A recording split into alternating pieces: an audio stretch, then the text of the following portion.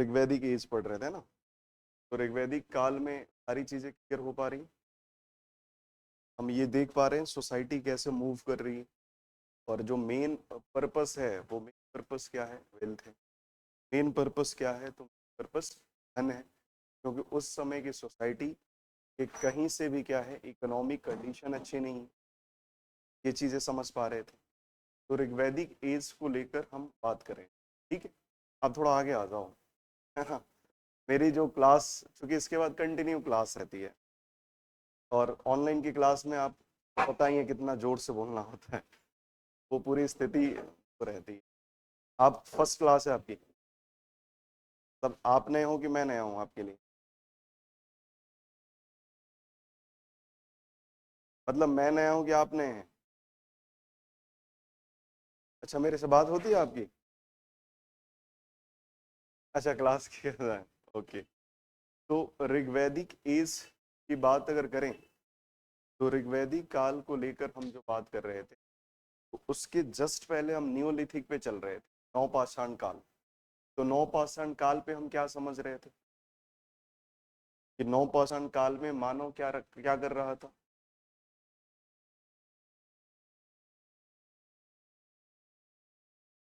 स्थायी जीवन की शुरुआत हो गई थी, मानव इनिशियल लेवल पे गांव बना चुका था, और वो एक कम्युनिटी डेवलप कर रहा था, मतलब साथ साथ रहने की कोशिश कर रहा था।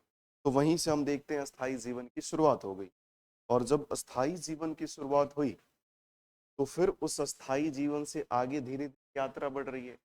अब कोई इंसान या कोई भी ऐसा ग्रुप जो एक जगह रहेगा, वो इनिशियल लेवल पे जीने के लिए क्या करेगा, खेती करेगा। तो कृषि की शुरुआत भी हम कहाँ देख पा रहे हैं, नवपाषाण काल में। ये चीजें अपन बात कर रहे थे।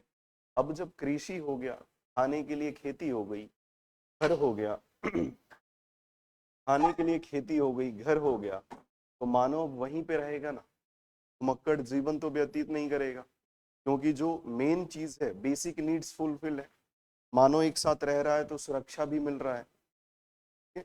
दूसरी चीज, मानव के साथ क्या अस्थाई जीवन की बात हो रही है, अस्थाई जीवन आगे की यात्रा को हम ऋग्वैदिक काल कोशिश कर, यही सारी यात्रा थी ना। तो यहाँ तक कल के सेशन में कोई डाउट था तो?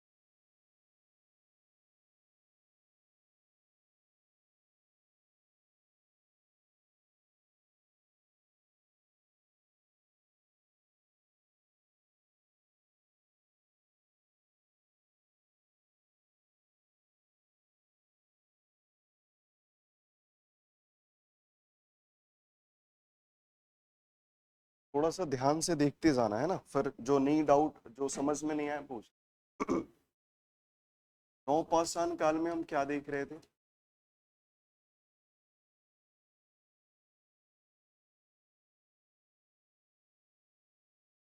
नवपाषाण काल में हम क्या देख रहे थे भाई?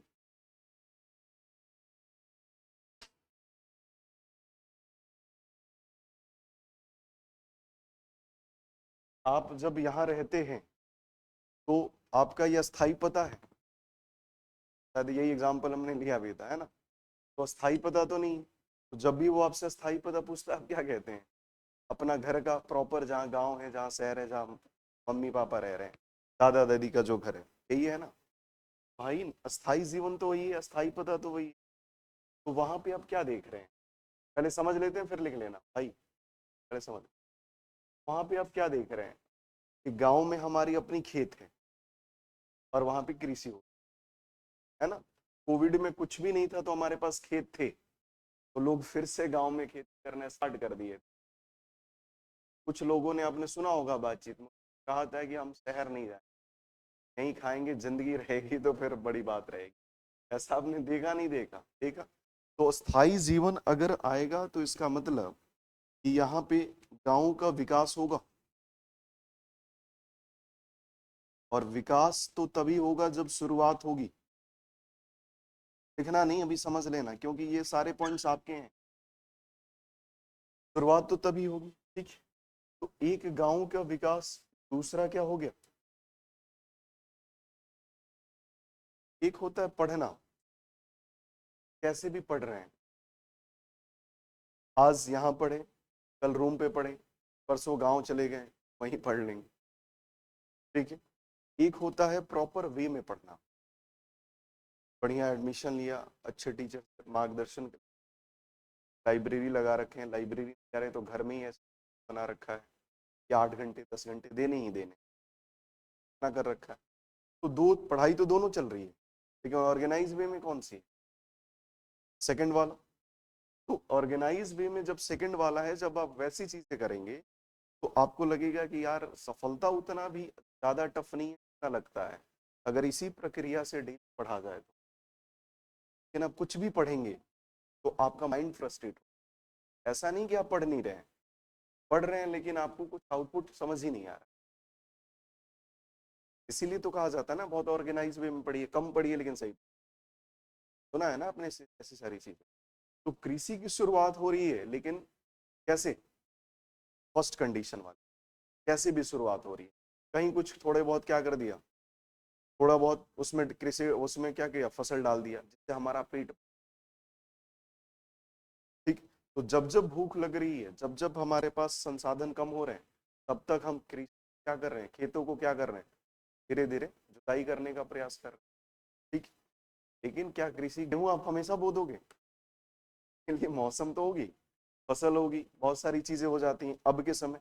तो अब की कृषि ऑर्गेनाइज्ड है, लेकिन उस समय की कृषि, मानो जब कृषि की शुरुआत कर रहा होगा तो इसी दशा में कर रहा होगा ना, इसी दशा में कर रहा होगा। हम भी जब पहली बार यूपीएससी के सपना सोच रहे होंगे, क्या कर रहे होंगे, अच्छा ये भी वीडियो सेव कर लेते हैं, ये भी सेव कर लेते हैं, ये एक बड़ा काम का है। फिर पता चला कि ठीक से पढ़ने लगे, अरे ये तो फालतू बता। ऐसा है। तो कृषि की शुरुआत हो गई, लेकिन संगठित रूप में कृषि मौजूद नहीं। तो कृषि की शुरुआत कहेंगे तो असंगठित लिख सकते हैं। ठीक।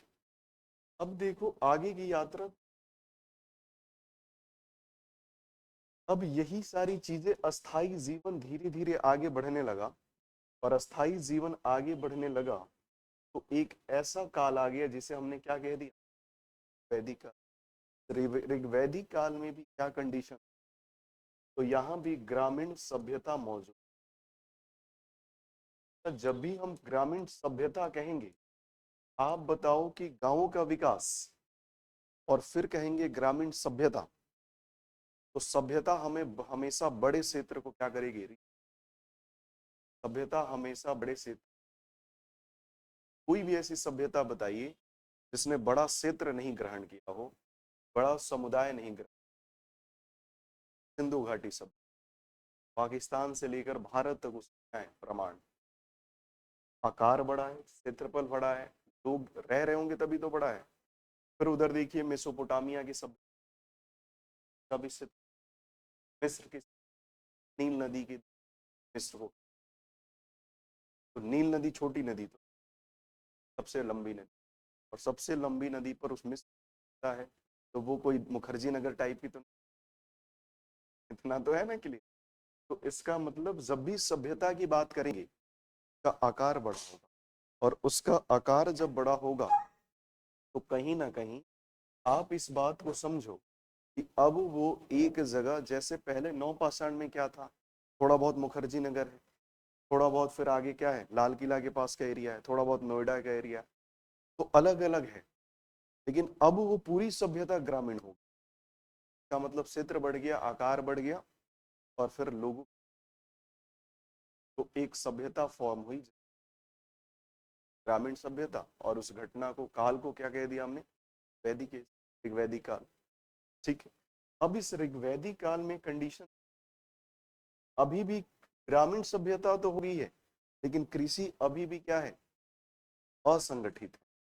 कृषि का आकार बढ़ गया, चूंकि सभ्यता बढ़ी तो क्षेत्रफल बढ़ा, क्षेत्रफल बढ़ा तो कृषि, खेतों की संख्या बढ़ गई, और जब खेतों की संख्या बढ़ी तो धीरे धीरे लोग खेती स्टार्ट कर दी। ठीक है। तो जब, लेकिन अभी भी क्या है, असंगठित। तो कृषि यहाँ अभी भी क्या है,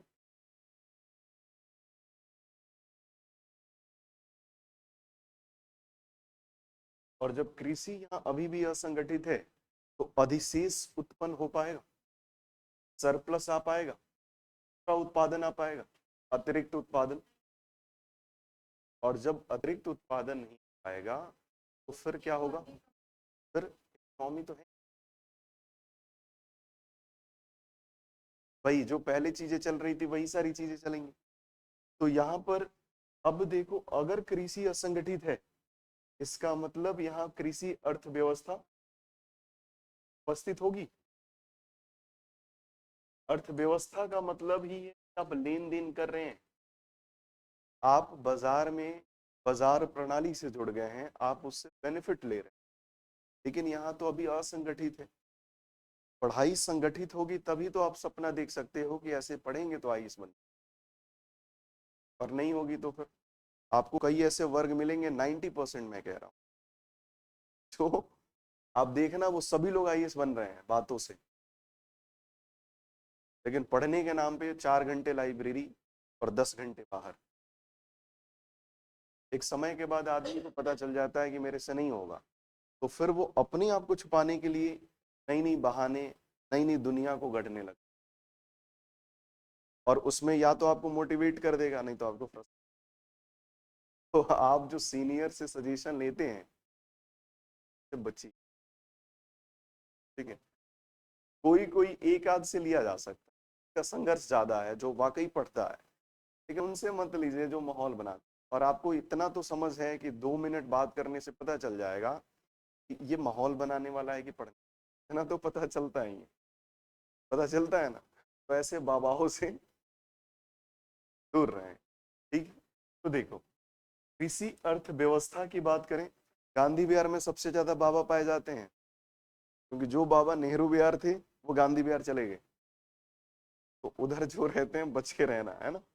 तो कृषि अर्थव्यवस्था क्या है, हाँ, मुखर्जी नगर तो मिक्स कल्चर है, यहाँ पे वनडे विंग ज्यादा इधर। तो कृषि अर्थव्यवस्था क्या है, प्रेजेंट नहीं, और अगर कृषि अर्थव्यवस्था प्रेजेंट नहीं होगी तो सोर्स ऑफ इकोनॉमी, यही तो समझने की कोशिश कर रहे थे। तो हम अभी तक ये समझ पा रहे हैं कि सोर्स ऑफ इकोनॉमी क्या है, और जब सोर्स ऑफ इकोनॉमी प्रेजेंट नहीं तो यहीं से सारी चीजें आगे बढ़, ठीक है, इतना नोट कर लीजिए। आपके नहीं आने से हमें क्या होता है, फिर से मेहनत, है कि नहीं। क्योंकि फिर मैं जब पढ़ाता हूँ ना तो पीछे से आंखें ऐसी करते, अरे यार क्या बता रहा है ये, तो थोड़ा सा प्रॉब्लम करने लगता है, इसीलिए रेगुलर आई।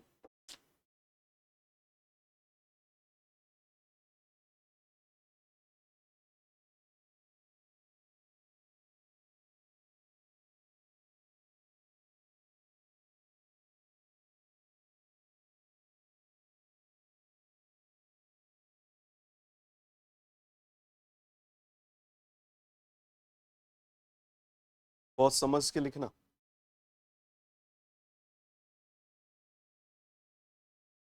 11 बज रहे हैं मैडम,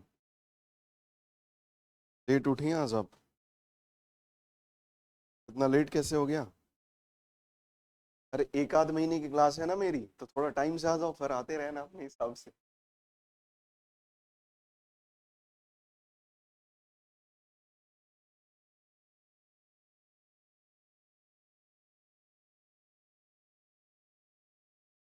ये तो साइड हटने का है ही नहीं, हमने पढ़ लिया है, 9% पढ़ लिया है ना, तो साइड हटना ही नहीं है।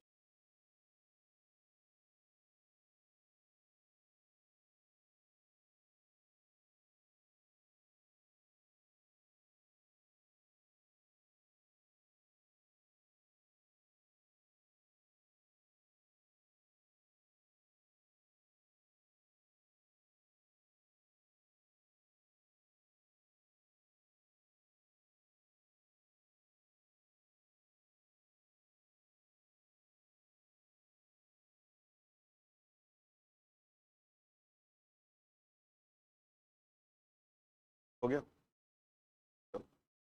अब यहीं से सारी स्टोरी, हमारे पास पैसा नहीं है तो हम मुखर्जी नगर में सरवाइव कर पाएंगे, नहीं कर पाएंगे। पैसा नहीं है तो गांव का पड़ोसी हमारी इज्जत करेगा, नहीं करेगा। पैसा नहीं है तो अपन बड़े मॉल में जा सकते हैं, जा सकते हैं। ध्यान रखना है ना। लेकिन पर्पस से, खरीदारी से, परचेजिंग पावर से वो नहीं हो पाए, और जब नहीं हो पाएगी, पैसा नहीं है तो फ्रस्ट्रेशन ज्यादा होगा, और फ्रस्ट्रेशन ज्यादा होगा तो पागल होने के चांसेस का मतलब पतन हमारा शुरू हो जाएगा, निश्चित हो जाएगा। तो Indus valley civilisation, source of economy down, सभ्यता की पहचान, यही चीजें थी। अब यहां से हम आगे देखेंगे ऋग्वेदिक काल की पहले ज्योग्राफिकल एक्सपांशन, भौगोलिक विस्तार।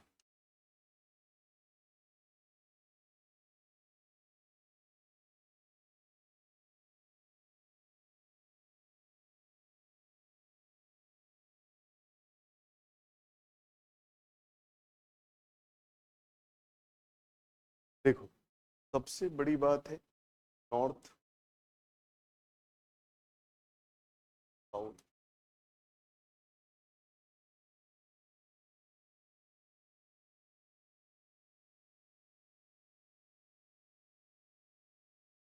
आपको हमने थोड़ा बहुत लिखवाया भी है ना शायद, कल स्टार्ट तो कर दिया था, इंट्रो हो चुका है पूरा।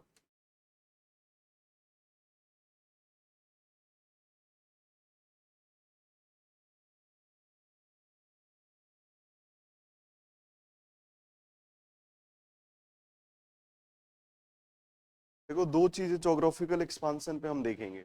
एक है कि उनका पूरा प्रसार कहाँ रहा, एशिया की बात करें तो, और एक भारत के अंदर। तो हमारा मेन फोकस कहाँ है, भारत के अंदर, क्योंकि हम पढ़ क्या रहे हैं, प्राचीन भारत का इतिहास।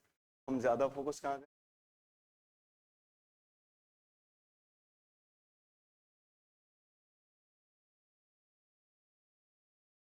वो अमित नहीं आया आज, कोई वेस्टर्न यूपी से है, पश्चिमी यूपी से, वो था, वो नहीं, आज उसका पॉइंट था इधर। देखो, तो ये इनका विस्तार दिखाई देता है, लेकिन भारत में इनका विस्तार वेस्टर्न यूपी का, आपने एक नाम सुना होगा, सप्त सैंधव प्रदेश, 7 नदियों का प्रदेश। कौन, अभी के समय में,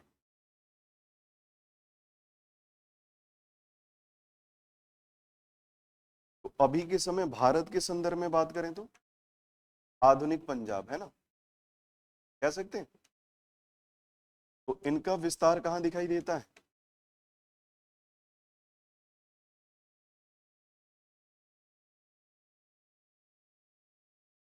लिखिए,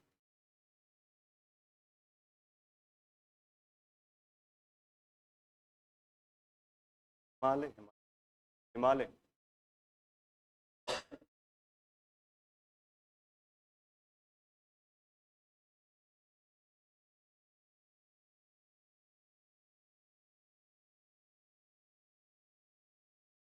अरावली, तुर्कमेनिस्तान, तिब्बत और अफगानिस्तान, ये उनका प्रसार है, इनका, आर्यों का। ऋग्वैदिक काल में जो जाति आगे बढ़ रही थी वो कौन थी, आर्य थी। तो आर्यों का विस्तार यहाँ से शुरू होता है, लेकिन भारत के कंटेक्स्ट में वो कहाँ पाए गए का विस्तार, इस पश्चिमी यूपी और सब सेंट्रल। वो इटावा का था अमित, जो नहीं आया है, तो वो वेस्टर्न यूपी में आता है ना। अरे पता नहीं, शायद नहीं समझना पड़ेगा ना ये। हरित क्रांति, ग्रीन रेवोल्यूशन का विस्तार कहाँ हुआ, पंजाब हरियाणा, और उसका इम्पैक्ट कहाँ पड़ गया, दिल्ली, और दिल्ली से फिर वेस्ट। तो कई भी ऐसी सभ्यताएं हैं, प्लेस है, जो आपके जोग्राफिकल कंडीशन से डेवलपमेंट की, जैसे दिल्ली एनसीआर का जितना भी एरिया होगा वो हाईली डेवलप हो, ठीक है, हो गया।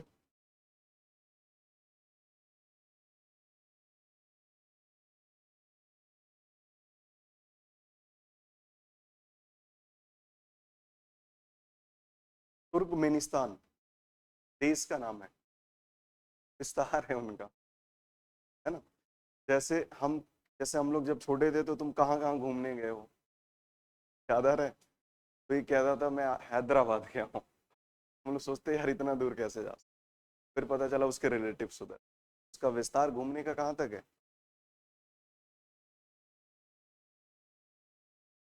हो गया। तो ये तो फैक्चुअल था।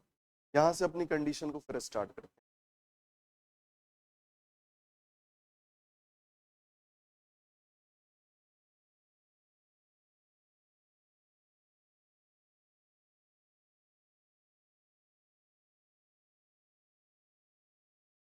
देखो सोर्स ऑफ इकोनॉमी नहीं है तो वो सभ्यता डेवलप हो रही होगी, नहीं हो रही होगी।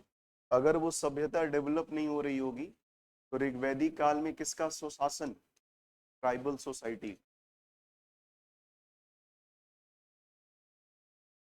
किसका शासन।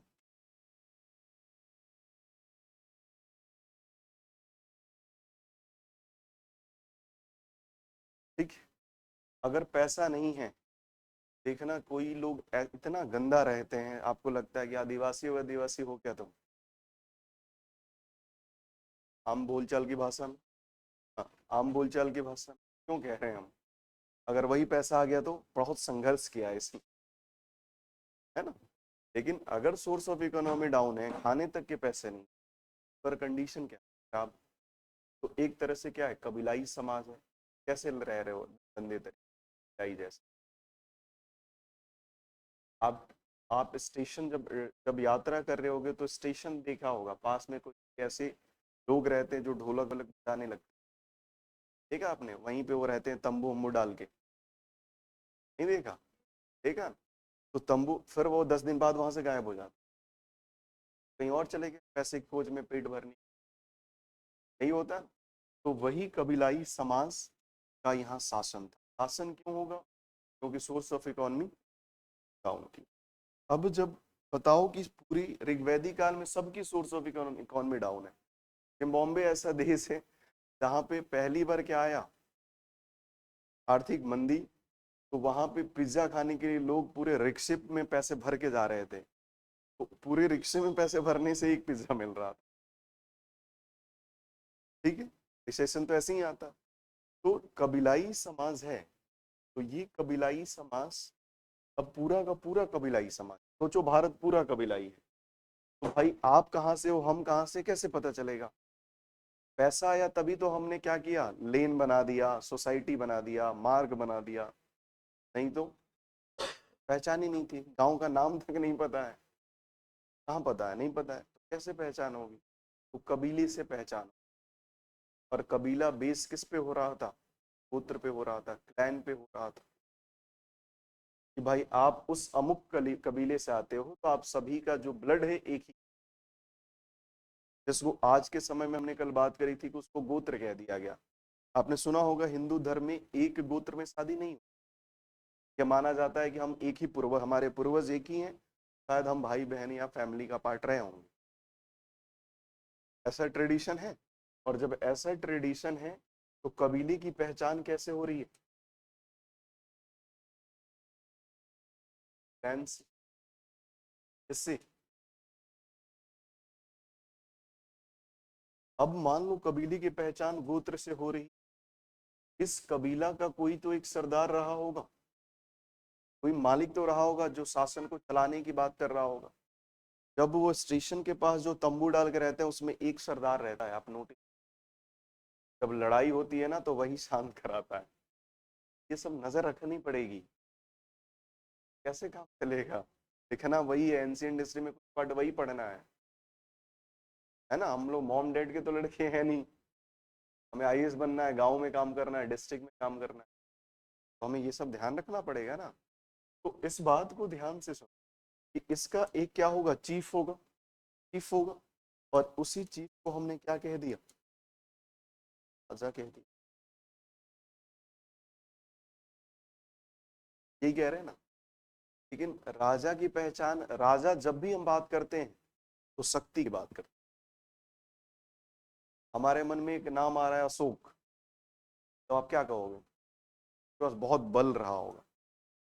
हमारे मन में आ रहा है चंद्रगुप्त मौर्य, बल रहा, कनिष्का, बल रहा। तो राजा की जब भी बात आती है, सम्राट की जब भी बात आती है, बल का संकेत,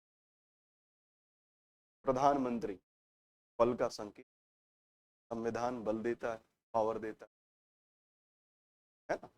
लेकिन ये सारी चीजें तब पॉसिबल है जब पैसा है, पैसा नहीं है तो ड्रामा काहे का, पॉसिबल ही नहीं है ना। तो पैसा है तभी पावर है। अशोक के पास पैसा नहीं रहता तो उसकी अपनी क्षमता वो कितना लगा पाता। यही बात हम समझेंगे कहाँ पे, मेडिवल हिस्ट्री जब पढ़ेंगे तो महाराणा प्रताप के बारे में। महाराणा प्रताप को इसलिए याद किया जा रहा है कि महाराणा प्रताप की व्यक्तिगत वीरता बहुत ज्यादा, साहस है, एक शौर्य है, एक धैर्य है। जब तक अपनी फिर से गद्दी नहीं प्राप्त कर लेंगे तब तक जंगल में ही और घास की रोटी मर जाएंगे, लेकिन आपकी अधीनता। महाराणा प्रताप को इसलिए याद किया जाता है, व्यक्तिगत वीरता इसलिए है। लेकिन आप सोच, अकबर से युद्ध है और अकबर पूरे भारत का बादशाह है, भारत का सम्राट है। रिसोर्सेस किसके पास ज्यादा है? अकबर के पास ज्यादा है। तो अकबर के पास रिसोर्सेस ज्यादा हैं, तो आप अपनी व्यक्तिगत क्षमता से आप उसको हरा नहीं सकते। आपको व्यक्तिगत क्षमता के साथ साथ और भी चीज सपोर्ट चाहिए। आप पढ़ने में बहुत तेज हैं, गांव में बैठकर आप आईएएस निकाल लेंगे आज के समय। Exception are always there, but आप देखिए तो रेशियो क्या है, बहुत कम, 1% भी नहीं कह सकते। तो कहते हैं ना कि घर से बैठ के स्टडी, सेल्फ स्टडी कर लिया, के पीछे उसका भाई आईएएस रहा होगा, कोई ना कोई जरूर गाइड कर रहा हो। जब आता है ना कैमरा सामने, अपने जज्बात अलग निकलते हैं। मैं 18 घंटे पढ़, नींद आ रही थी तो नींद का पता ही नहीं चला। ऐसा है कि हाँ, अगर आप नींद पर कंट्रोल कर रहे हैं तो इसका मतलब आप बाबा हैं, वाले बाबा, समझ रहे हो। अगर आपको नींद पर, आप 2 दिन सो के नहीं देखो, तीसरे दिन चलते हुए गिरने लगोगे। नहीं गिरोगे जिस दिन नींद कंप्लीट नहीं होती। अभी मैं दिखाऊंगा क्लास में ही, कुछ लोग मिलेंगे हमें, है ना। अगर क्लास 8 बजे रखते हैं ना, तो कुछ लोग आ तो जाएंगे लेकिन वो प्रॉपर अपने दिमाग से नहीं आ पाएंगे। ठीक है। तो इसीलिए कहा जाता है कि महाराणा प्रताप की हम वीरता से प्रभावित हैं, लेकिन उससे ज्यादा अकबर की समझदारी से, तारीख से। और ऐसा तो नहीं है ना कि पहले बचपन में होता था कि तुम हमसे आ जाओ, लड़ लो तो बात कर देंगे, तुम जीत गए हम जीत गए। अकबर स्वयं युद्ध में पार्टिसिपेट ही नहीं कर। मान सिंह को, कमांडर कौन? मान सिंह। मान सिंह कौन है? राजपूत राजा है। एक राजपूत राजा के खिलाफ दूसरे राजपूत राजा को लड़ा रहा है और दूरबीन से देख रहा है कि तुम्हें जो अभी तक हमने इतनी ऑटोनॉमी दी थी मान सिंह, वो तुम क्या अपनी जाति विशेष देखकर तलवार की चोट तो डाउन नहीं कर दे रहे हो। जब मान सिंह ने राजा महाराणा प्रताप को पराजित किया, तब जाके राजपूतों पास कर रहे हैं कौन? तो अकबर की राजपूत ने। तो गांव के चौराहों पे जो इतिहास पढ़ रहे हैं और जो ओरिजिनल इतिहास है वो समझ रहे हैं। ये चीजें आपको समझना पड़ेगा। कुछ भी चीजें जानिएगा तो प्रॉपर पढ़ना सीखिएगा, व्हाट्सएप यूनिवर्सिटी वाला नहीं। समझ रहे हैं ना, उससे क्या होगा, दिमाग बहुत दूषित, फिर आप और वो नुक्कड़ वाला दोनों एक ही हो जाए। समझ रहे हैं। तो राजा की शक्ति, राजा का मतलब है शक्ति। अगर अकबर सम्राट कह रहे हैं, अकबर के पास रिसोर्स नहीं हो, अकबर राजा सम्राट बन पाता? बन पाता? बताइए। आपके घर में पैसा नहीं होता तो आप दिल्ली आ पाते पढ़ने के लिए? आ पाते? अगर खूब आते आते तो 1 महीने आते, 2 महीने आते, फिर वापस। क्लियर है। तो राजा की पहचान है शक्ति से, और राजा की पहचान शक्ति से है। शक्ति कैसे आ रहा है? पैसा से। शक्ति कैसे आ रहा है? पैसा से। आप आईएएस बनेंगे तो उसके पीछे आपका मनी सपोर्ट रहा रहेगा। अगर आपके फादर, अगर आपको 2-3 साल पैसे नहीं तो आप नहीं। बिल्कुल सही और सच बात कह रहे हैं। ऑनलाइन स्टडी अच्छा विकल्प, लेकिन उसका सेक्शन रेशियो या सक्सेस डाउन। ये नहीं कि वो खराब पढ़ा रहे, हमारी कंसंट्रेशन लेवल नहीं है। जो क्लास 3 दिन छूट गई मतलब 9 घंटे क्लास छूट गई, वो हमेशा छूट। अभी इंटरेक्शन हो रहा है ना। अच्छा हम ऑनलाइन पढ़ा रहे हैं तो हमारी मर्जी है ना कि आपके कौन से क्वेश्चन लें, कौन से क्वेश्चन। आपने ऐसा क्वेश्चन पूछ दिया जो मुझे नहीं, क्या करेंगे? हर क्लास में से 10 क्वेश्चन तो जरूर रहे होंगे, सबकी बात नहीं कह रहा, बहुत लोग क्वेश्चन लेते भी हैं, लेकिन चांसेस तो बन रहे हैं। और यहाँ पे नहीं बता के कहाँ जाओगे? कौन सा कैमरा और बफरिंग हो रहा है और नेटवर्क इशू है? नहीं है, सारा नेटवर्क इधर ही है। यहाँ पे 1-to-1 इंटरेक्शन। तो आप ये हो सकता है कि आप फाउंडेशन बना लें ऑनलाइन ऑनलाइन क्लास, और उसके बाद आप आगे पढ़ें, लेकिन आना तो पड़ेगा मोक्ष के लिए, द्वार पर तो जाना पड़ेगा। ठीक है, ऑनलाइन पूजा तो नहीं हो पाएगी ना? क्यों हो पाएगी? हो पाएगी। आज के समय में सब चीज। तो राजा की शक्ति वेल्थ से, और वेल्थ कहाँ है? वेल्थ कहाँ है? नहीं है। तो राजा की शक्ति, तो राजा बेचारा दया पे पल रहा है, राजा की अपनी भी इतिहास है।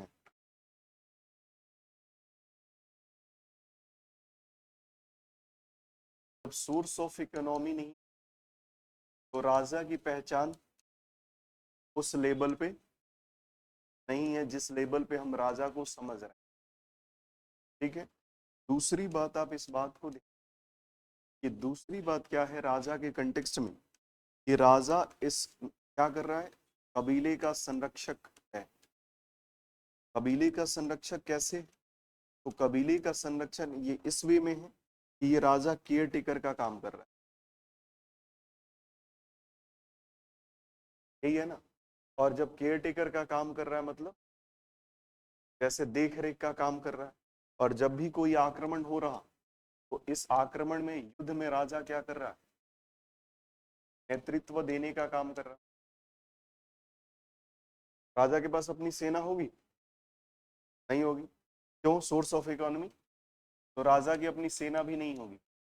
राजा कहेगा कि मैं इस राज्य का जिले इलाही हूं, इतनी क्षमता है राजा के पास? क्यों? पैसा नहीं। तो जब राजा की पहचान खतरे में है, इसका मतलब राजा अपने आप को डिसाइड करेगा कि मैं राजा हूं। राजा को चुना जाएगा ना, चुना जाएगा। तो राजा को यहाँ पे क्या किया जा रहा है? इलेक्ट किया जा रहा है। इलेक्ट करने वाली संस्था हो रही है, और उस संस्था का नाम क्या है? सभा व।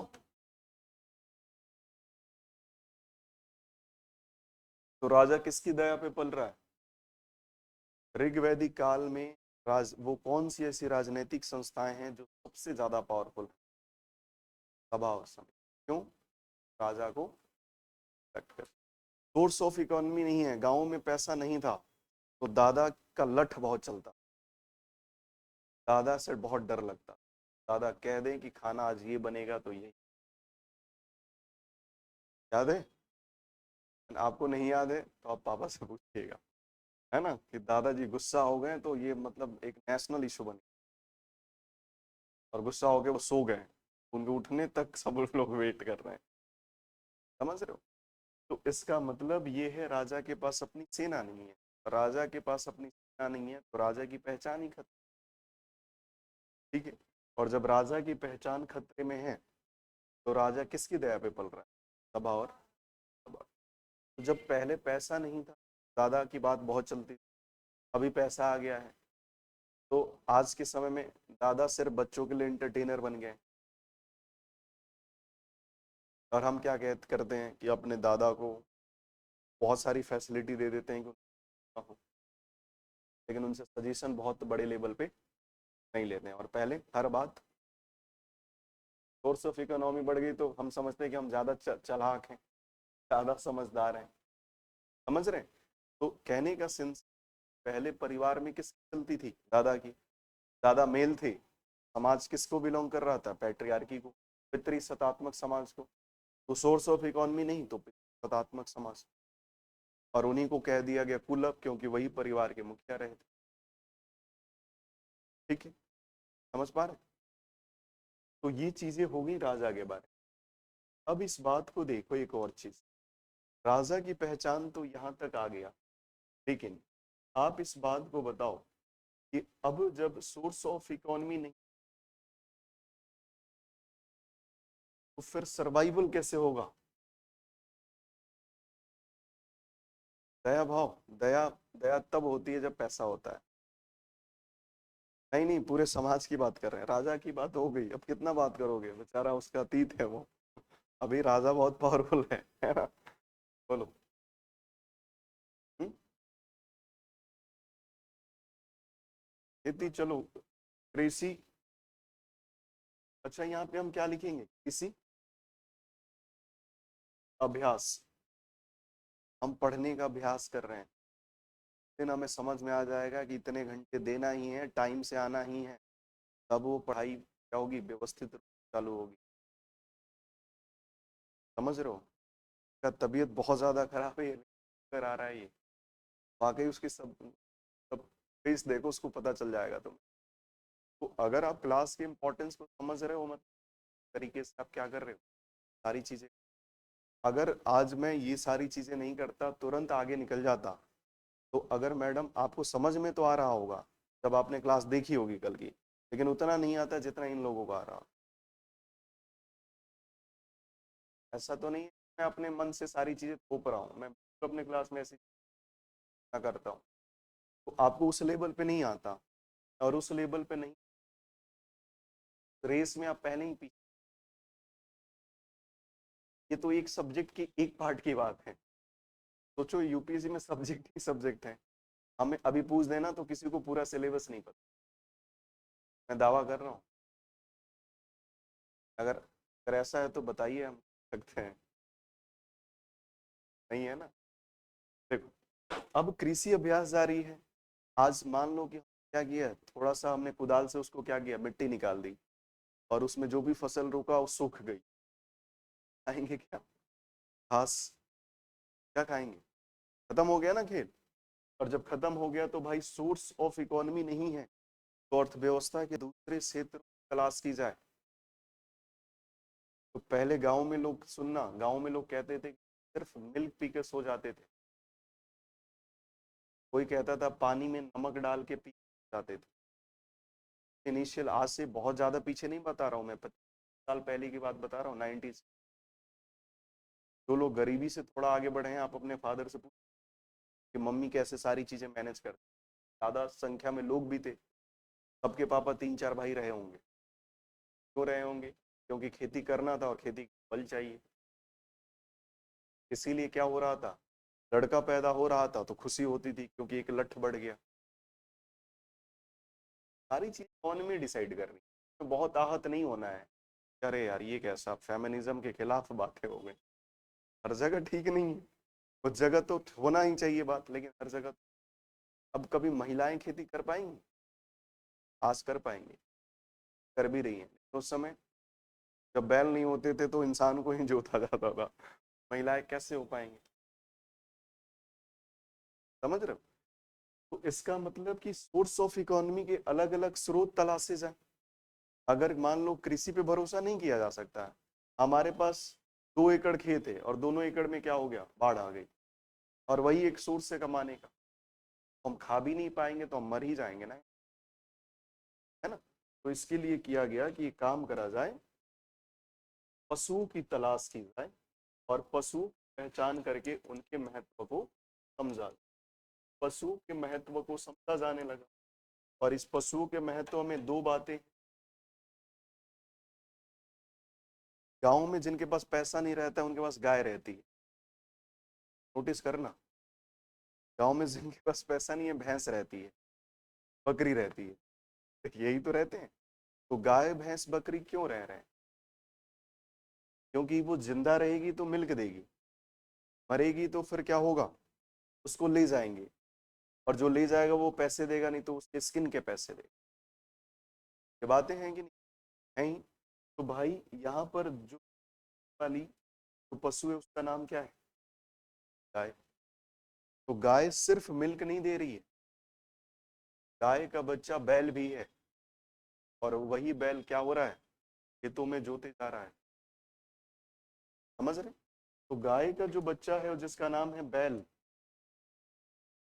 यही क्या हो गया, तो एग्रीकल्चरल प्रैक्टिस का फाउंडेशन है ये। पहले इंसान क्या कर रहे हैं, खेत जोत रहे हैं, अब वो हटा बैल आया तो बैल ज्यादा जोतेगा। पहले कहा जाता था कि भाई हम 2-2 3-3 बीघे क्या कर रहे थे, एक दिन में बैल से जोत दे रहे, तो वो 2 बैल सुडौल होने चाहिए। एक एक ऐसे बैल हम मैंने देखे, वो क्या कर रहे, थोड़ा सा खेत जोतने के बाद वहीं बैठ जा रहे थे, उठ ही नहीं पा रहे थे, मजबूत नहीं हो रहे। का मतलब तो यही है। तो बैल क्या हो रहे थे, फाउंडेशन रहे थे, अभ्यास की नींव थे वो। पहले इतनी खेती कर रहे हैं बैल के आने से क्या, अब हर जगह ऐसा थोड़ी है कि फसल खराब ही निकले, कहीं तो अच्छा निकले। खेतों में देखना कहीं सूख जाता है, कहीं अच्छा हो जाता है, ठीक है ना। तो बैल क्या हो रहे थे, कृषि अभ्यास के फाउंडेशन हो रहे थे। और गाय, गाय क्या थी, गाय इस इकोनॉमी की, हालांकि इकोनॉमी प्रेजेंट नहीं थी, लेकिन जितनी भी इकोनॉमी थी उस इकोनॉमी की ये गाय क्या थी, स्पाइन थी। स्पाइन का मतलब है कि रीढ़ थी, इसके बिना संभव ही नहीं था कृषि। तो सबसे इंपॉर्टेंट पशु कौन है, गाय है। और जब सबसे इंपॉर्टेंट पशु गाय है, तो आप देखोगे कई ऐसे नाम मिलेंगे जो गायों के नाम पे रखे गए। अघन्या एक बड़ा वर्ड आ जाता, ना मारे जाने होगा। तो गाय यहीं से धीरे धीरे क्या होगी, पवित्र पशु बनने लगेगी। समझ रहे हो।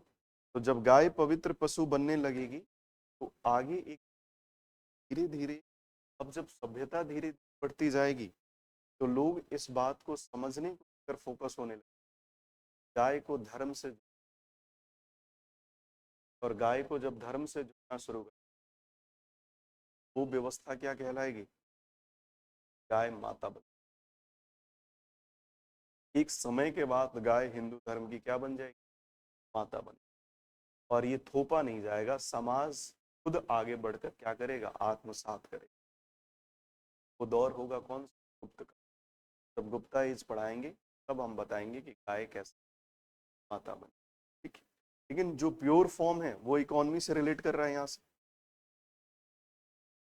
पापा की इज्जत इसलिए होती है क्योंकि पापा ही एकमात्र ऐसे इंसान हैं ज्यादा पैसा लाते हैं।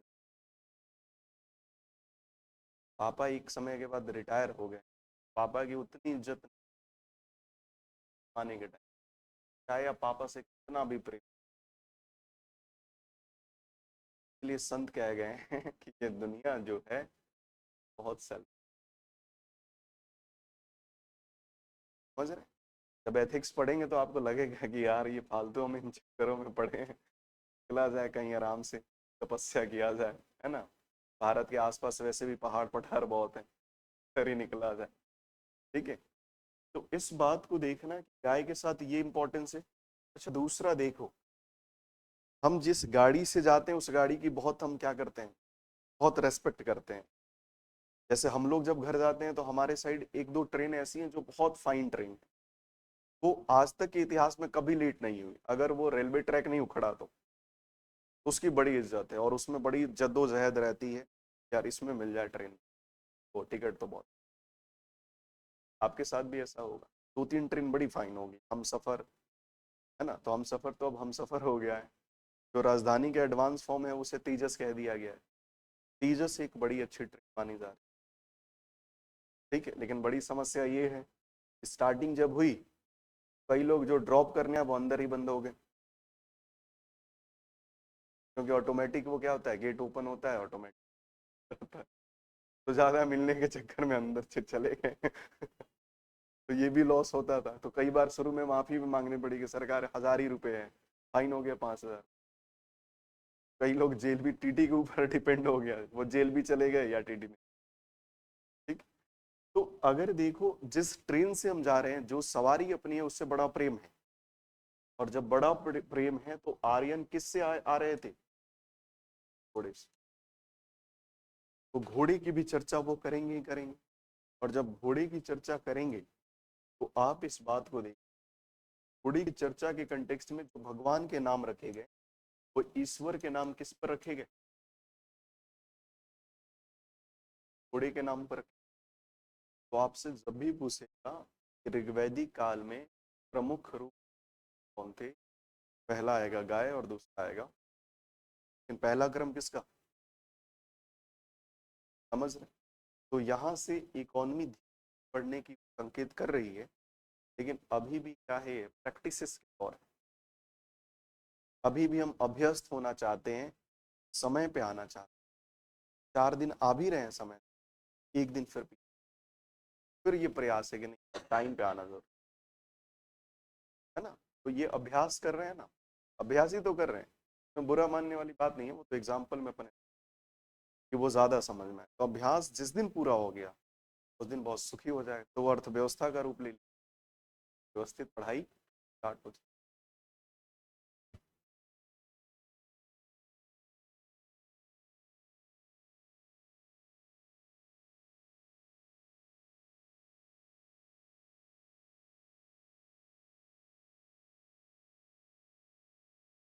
वैदिक काल को बहुत अच्छे से समझिएगा, क्योंकि यहीं से आपको ह्यूमन सिविलाइजेशन समझ आएगा। ठीक है, कहाँ तक लिखे लास्ट,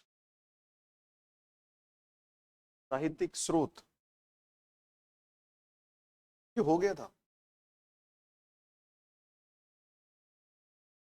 भौगोलिक विस्तार, वो बात कर ली थी ना, दयानंद सरस्वती और तिलक। ठीक, ये लिख लीजिए, फिर आगे लिखवाते हैं।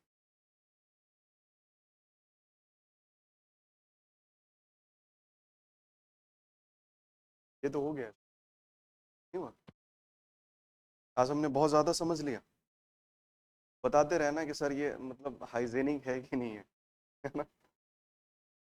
क्योंकि मेरा मानना है डिमांड सप्लाई उतनी ही करनी है जितनी डिमांड है ना? ये तो मार्केट क्या हो जाएगा, क्रैश कर जाएगा। आप इतिहास पढ़ने को लेकर एक बात ध्यान रखें, पैसा कमाना कितना सही तरीके, ठीक है? पैसा कमाना इसलिए जरूरी है कि सारी चीजें अच्छी हो, और पैसा नहीं होगा तो कुछ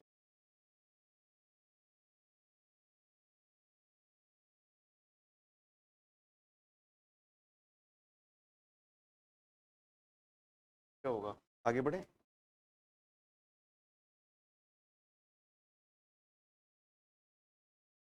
अगर ये प्रश्न आ गया कि सभ्यता के इतिहास पर कहानी लिखने को, या मानव सभ्यता के इतिहास का संक्षिप्त मूल्यांकन, कुछ लिख पाओगे, ठीक ठाक लिख पाओगे आप?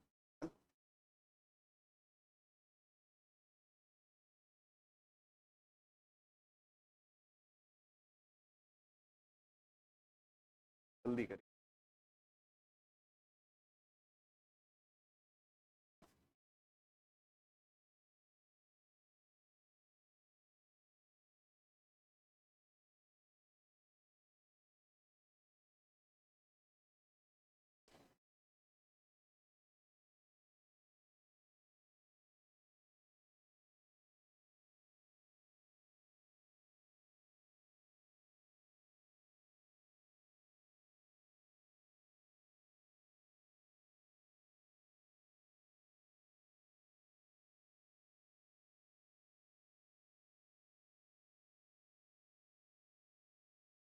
ऐसा नहीं है कि प्रॉपर वही वर्ड लिखना, समझ रहे हो ना, अपने हिसाब से वर्ड लिखना कि याद रहे आपको।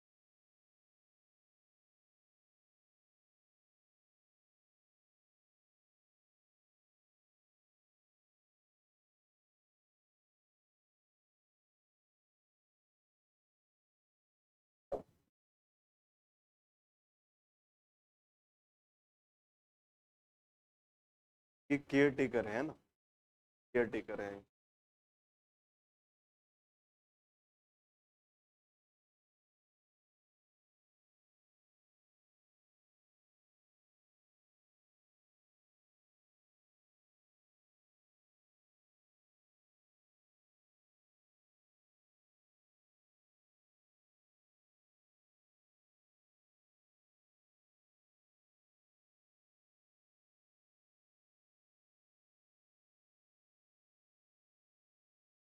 तो भौगोलिक विस्तार,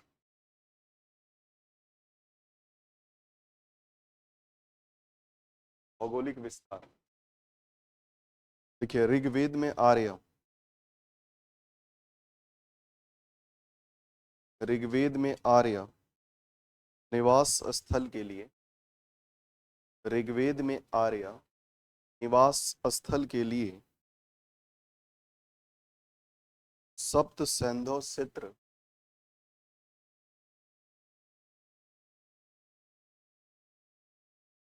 सप्त सैंधव चित्र का उल्लेख मिलता है।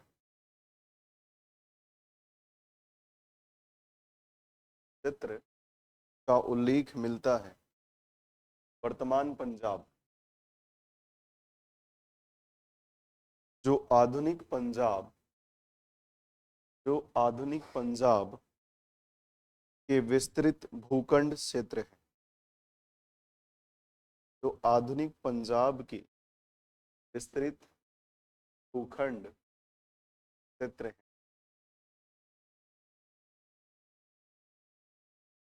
इनका विस्तार अफगानिस्तान,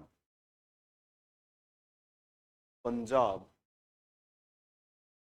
और पश्चिमी उत्तर प्रदेश तक था।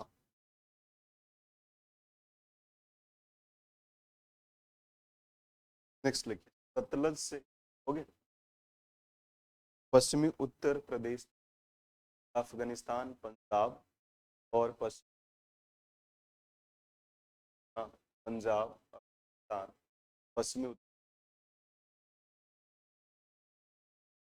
पश्चिमी उत्तर प्रदेश तक था।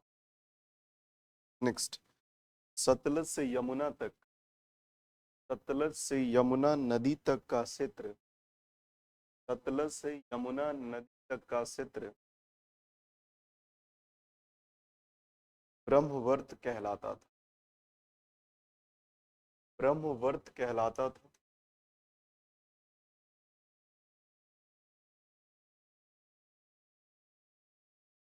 ब्रह्मवर्त कहलाता था, जिसे ऋग्वैदिक सभ्यता का, जिसे ऋग्वैदिक सभ्यता का केंद्र माना जाता था।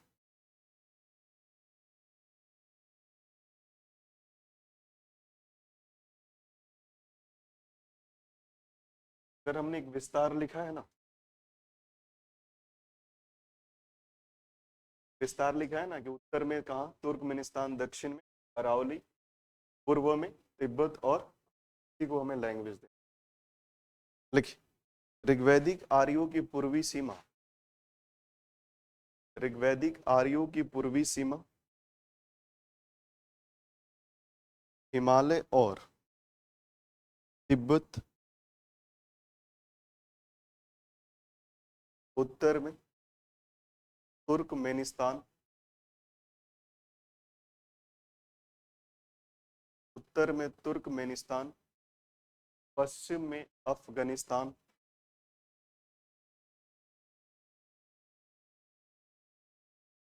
अफगानिस्तान तथा दक्षिण में, दक्षिण अरावली तक विस्तृत थी। नेक्स्ट पॉइंट, ऋग्वैदिक काल में, ऋग्वैदिक काल में सबसे महत्वपूर्ण नदी, ऋग्वैदिक काल में सबसे महत्वपूर्ण नदी सिंधु थी,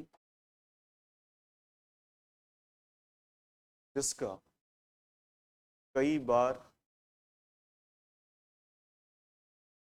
जिसका कई बार वर्णन किया गया है।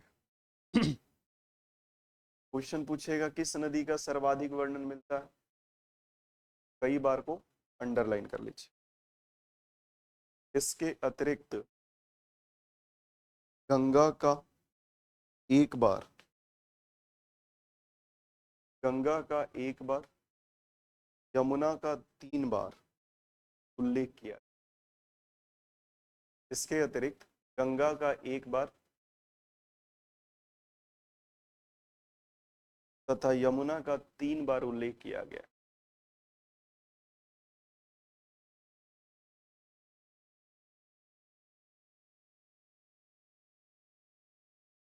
ऋग्वेद में नेक्स्ट पॉइंट, ऋग्वेद में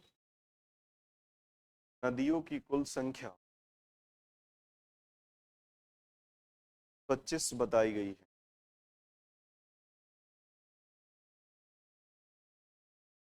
इस काल में सरस्वती नदी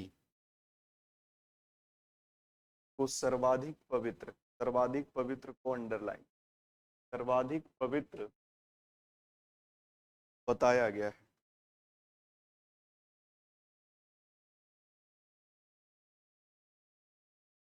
तथा इसे नदीतमा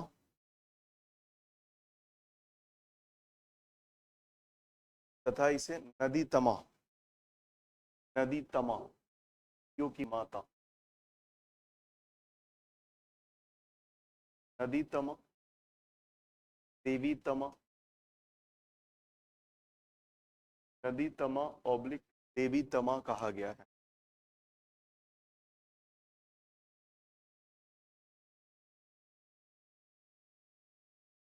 लिखिए, ऋग्वेद में हिमालय एवं, अब देखो यार ये हिमालय उस समय का है, पता नहीं उसके पहले का भी है। ऋग्वेद में सब हिमालय की चर्चा है, ये वही हिमालय जो अभी अपन देख रहे हैं, समझ रहे हो? ऋग्वेद में हिमालय एवं उसकी चोटी मुजवंत का उल्लेख,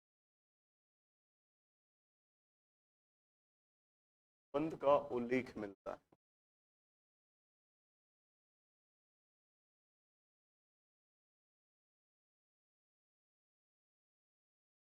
इसीलिए हिमालय को भारत के संदर्भ में प्रहरी की भी, प्रहरी की संज्ञा दी गई। प्रहरी ज्योग्राफी पढ़े पर तो यार, फिर ऐसे आप अनजान कैसे?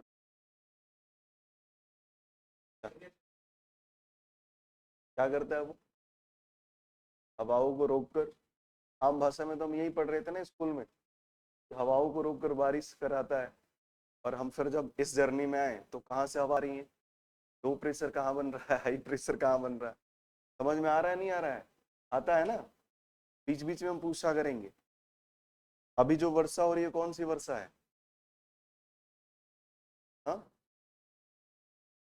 उनके वर्षा, इतना आसान कैसे पूछ लिया? और इसके जस्ट पहले जो हो रही थी,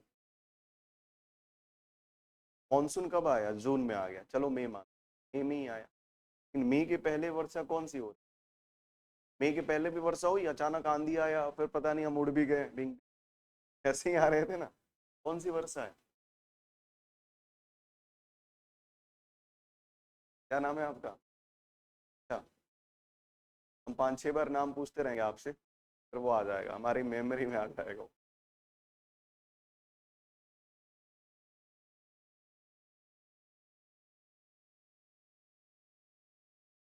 बस ठीक है, काम चल पड़ा है, नहीं पढ़े हो? कैसे कह रहे हो पढ़ा हो? कहीं और पढ़े हो? तो यहाँ पूछ, चलो ठीक है।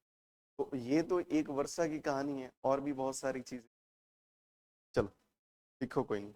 ऋग्वैदिक कालीन नदियां, हेडिंग।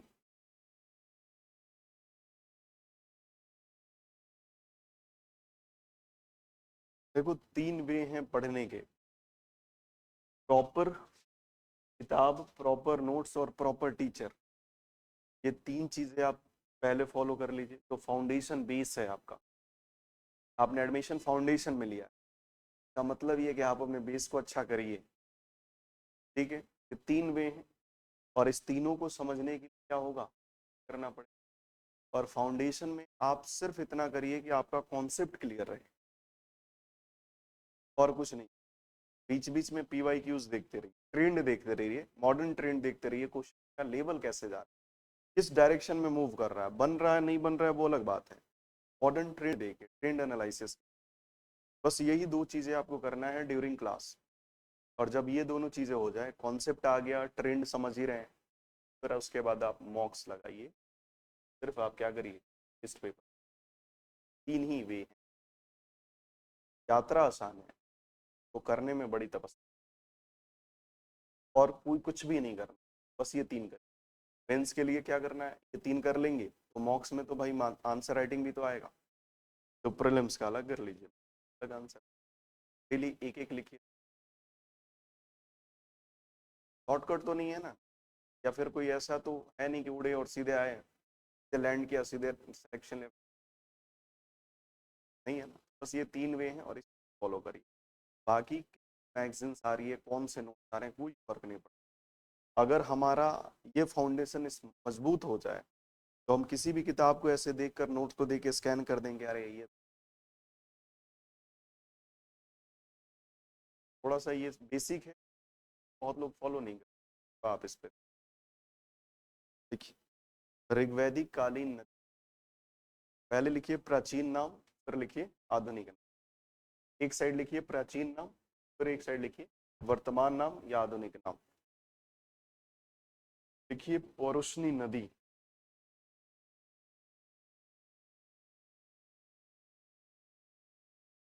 प्राचीन साइड लिखेंगे पौरुषनी,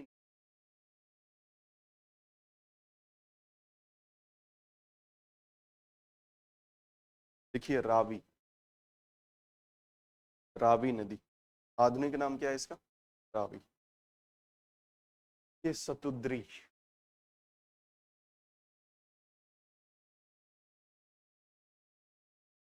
सतुद्री। और इधर लिखिए सतलज, सतलज। तीसरा लिखिए अस्कनी, अस्कनी।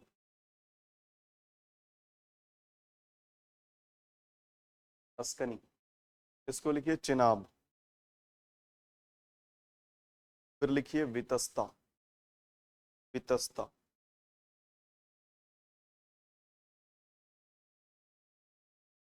वितस्ता झेलम,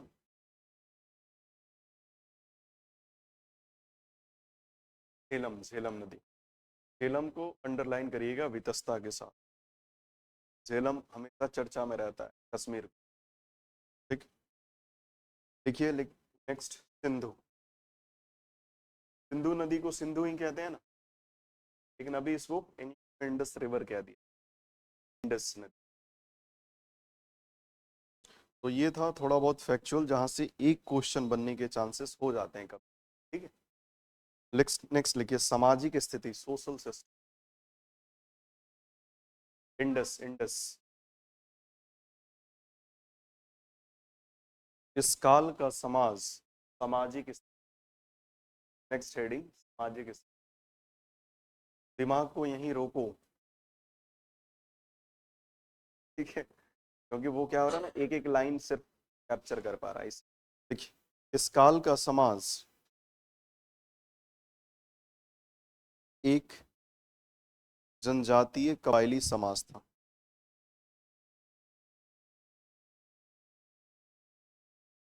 एक जनजातीय कबायली समाज था, जहां सामाजिक संरचना का आधार गोत्र, जहां सामाजिक संरचना का आधार गोत्र था।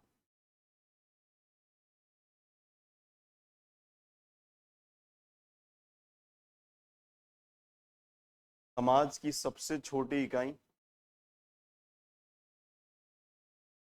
समाज की सबसे छोटी इकाई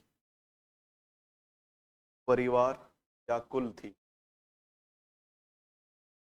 पहले गांव में पूछते कुल खानदान के हो, याद आ रहा है, परिवार या कुल थी, जिसका प्रधान या मुखिया का मुखिया पिता होता था। इसे कुलब कहा गया। कुलब को अंडरलाइन, कुलब कहा गया।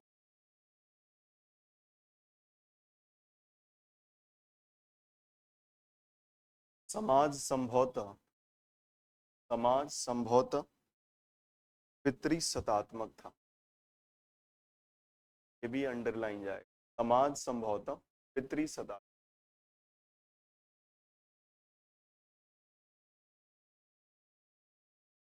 महिलाओं को सम्मान प्राप्त था, महिलाओं को सम्मान प्राप्त था। देखो ध्यान से, इस लाइन को देखो, सोर्स ऑफ इकोनॉमी प्रेजेंट नहीं है, और जब सोर्स ऑफ इकोनॉमी प्रेजेंट नहीं है तो राजा की पावर डाउन है, और जब राजा की पावर डाउन है, कोई भी उस समाज में क्या कर सकता है, किसी भी चीज को करने की क्या है, उसको स्वतंत्रता है।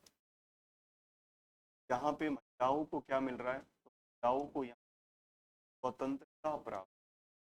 फिर कहोगे क्या प्राप्त है, महिलाओं को स्वतंत्रता किससे प्राप्त, महिलाएं क्या कर सकती हैं, पढ़ सकती, पढ़ी लिखी हो, महिलाओं को शिक्षा प्राप्त करने का अधिकार।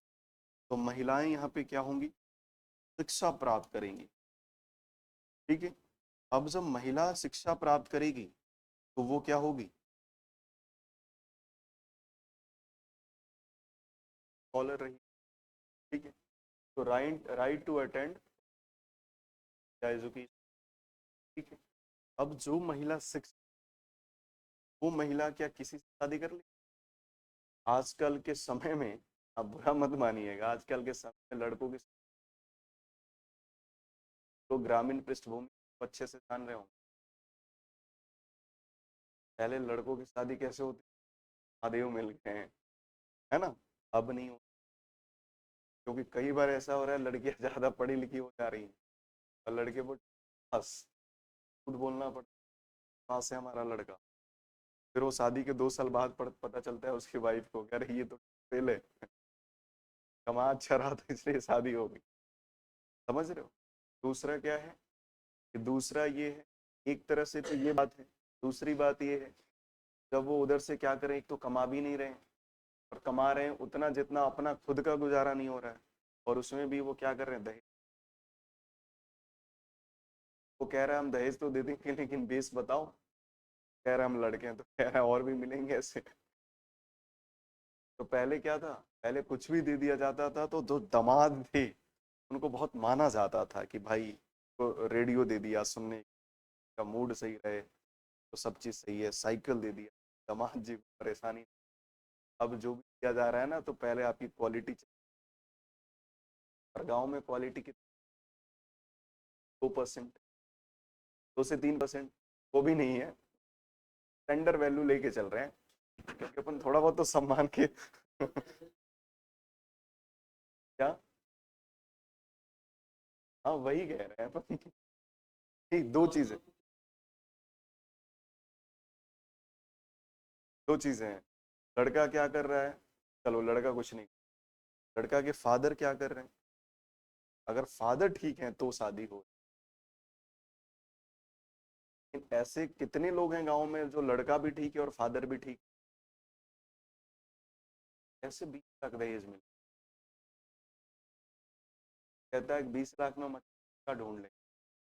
और एक और बड़ी दुविधा है आज के समय में, अपने कास्ट में लड़का भी नहीं, अपने कास्ट में टेबल पे लड़की भी नहीं, अगर आप अच्छे से पढ़े लिख लेंगे तो आपको मिले, और जो मिलेगा उसमें आपको ड्रामे बहुत हैं, पैसे कम दे रहा है, काला है, गोरा है, हाइट छोटी, ऐसा है कि नहीं, कि कब किस समाज का है ये बात, आज के समाज का।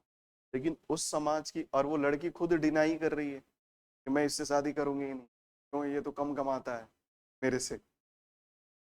ठीक, एक मेरा दोस्त की बहुत एमएनसी में जॉब करता है, बहुत अच्छी सैलरी है उसकी, तो उसने एक ऑफर, मतलब एक लड़की थी, उसको बोला कि हम दोनों शादी कर रहे थे और फैमिली बातचीत करके सारी चीजें ओके हो गई, तो वो अलग अलग एमएनसी में काम कर रहे हैं, तब एक मल्टीनेशनल कंपनी में, ये गुड़गांव में था, वो पुणे। तो जब दोनों मिले, शुरू में था तो चलो क्या होता है ना कि सैलरी पूछ, हेजिटेशन होता है, तो वो पूछे नहीं, लेकिन वो लड़की उस सब सामने पहली बार मीटअप हुआ तो उसने, इसका कैंपस था 15 लाख का और उसका 24 लाख का, तो वो सारी चीजें ओके हो गई, फिर बाद में ओके, शादी तो कर लूंगे, लेकिन तुम स्विच करो कंपनी, और तुम्हारी सैलरी जब 24 लाख पैकेज हो जाए, फिर वो 2 साल वेट, तब उसकी सैलरी हुई, तब वो शादी, कहा कि भाई हमारे जो जैसे कमाएगा उस लेवल पे उसके एक्सपेंडिचर हो जाते हैं, तो ये भी एक बड़ी समस्या है ना। कहने का सार ये है कि आज के समय शादी बहुत रेयर है। लड़कियों की तो चलो हो जा रही है, लड़कों की नौकरी इसलिए भी चाहिए कि शादी हो जाए। कटाक्ष था, तुम समझ नहीं पाए। चलो, शिक्षा विदुषी, अगर लड़की शिक्षित होगी तो क्या वो लड़की किसी से भी शादी कर लेगी? नहीं करेगी। राजा को पसंद आ गई कि ये लड़की से शादी करनी है। राजा ने कहा कि मैं इस कबीले का प्रधान और मैं अनपढ़, लड़की क्या उससे शादी करेगी? बताओ। लड़की ने कहा कि तुम प्रधान हो, बाहर गार्ड की नौकरी कर, तुम्हारी हैसियत, समझ रहे हो? तो राजा को ये मन में बात बैठ गया, जिस दिन मैं पावरफुल होऊंगा सबसे पहले लड़कियों के सारे राइट्स को। और राजा जैसे पावरफुल हुआ, राजा ने पहला काम किया, एजुकेशनल राइट्स को। और जैसे राजा ने एजुकेशनल राइट्स को छीना, तब राजा कह रहा है अब शादी करोगी? कहा कि सरकार आप ही हमारे सेवक, आप ही हमारे आराध्य, आप ही से स्ट्रेंथ को क्या कर लिया गया। और वही दौर हो जाए उत्तर वैदिक काल, और वहीं से महिला बन जाएगी वस्तु। तो जो शोषण दिख रहा है वो उत्तर वैदिक काल की बात, लेकिन ऋग वैदिक काल में महिलाएं क्या कर सकती, पढ़ सकती। और जब महिला पढ़ेगी तो किसी शादी नहीं, महिला अगर पढ़ेगी तो पॉलिटिकल इंस्टीट्यूशन में पार्टिसिपेट करेगी, करेगी।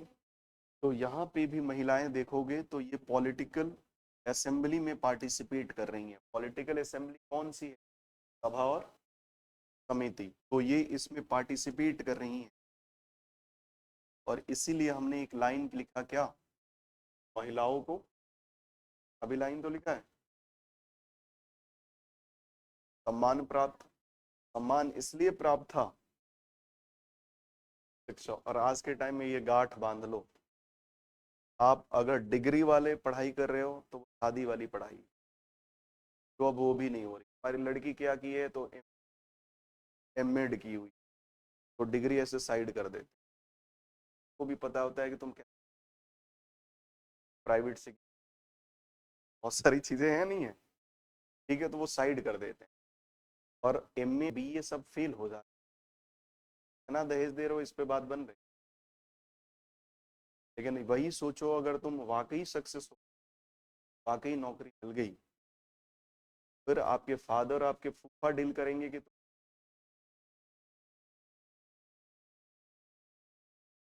तो आप हमेशा इस बात को ध्यान रखिएगा, जो भी लड़कियां हैं, आप शिक्षा का मतलब ही है उन्नति। शिक्षा का मतलब हमारा मानसिक विस्तार तो है ही, लेकिन उसके साथ साथ इकोनॉमी भी का होना चाहिए। हम वो शिक्षा नहीं लेंगे जिस शिक्षा से हमारी इकोनॉमी नहीं। एक हमारा दोस्त हुआ, उसने कहा कि देखो भाई, वो बीटेक वो भी करा था, उसने कहा कि देखो हमने ग्रेजुएशन कर लिया है और ये बहुत पर्याप्त है कि हम यू, तो हम जीआरएफ के लिए, हम मास्टर, ठीक। तो एक उसने पहले अपने पैरामीटर बना लिए, यही पैरामीटर है और यहीं से सारी चीज। तो डिग्री पर ज्यादा फोकस नहीं करना है, ज्यादा फोकस नौकरी, कि कब वक्त पलट जाए कोई नहीं। आपकी शादी हो, किसी की भी शादी हो, और मान लो कि कभी ऐसा भगवान ना करे, ऐसा हो गया, अनहोनी हो, और उस घर में आप अकेले बच गई, आपका हस्बैंड, तो भैया ना आपके माँ बाप काम आएंगे, ना आपके सब। लेकिन आप चूंकि जनरेशन बड़ा है, तो उस जनरेशन आपकी एक दो बच्चे हो, वो पालने के लिए आप क्या करेंगे? पैसा तो चाहिए। पैसा के लिए तीन चीजें, अगर वो मेहनती है, वो काम करने लगेगा घरों में, आप बताओ कि लेबर जैसा काम करने कितना कमा पाओगे? ट्यूशन ही पढ़ा के कितना पढ़ा कमा पाओ? परवरिश ठीक से नहीं हो। और जब बच्चों की परवरिश, तो आपने अपने आगे वाले जनरेशन सफलता सिर्फ अपने लिए। समाज तो आपकी सफलता में जुड़ेगा, आपकी मम्मी भी जुड़ जाएंगी, पापा भी जुड़ जाएंगे। सफलता अपने लिए। कल कोई नहीं जानता है किसका इक्वेशन कैसे बिगड़ जाए, है ना। और एक समय के बाद आपको लगता है कि यार पैसा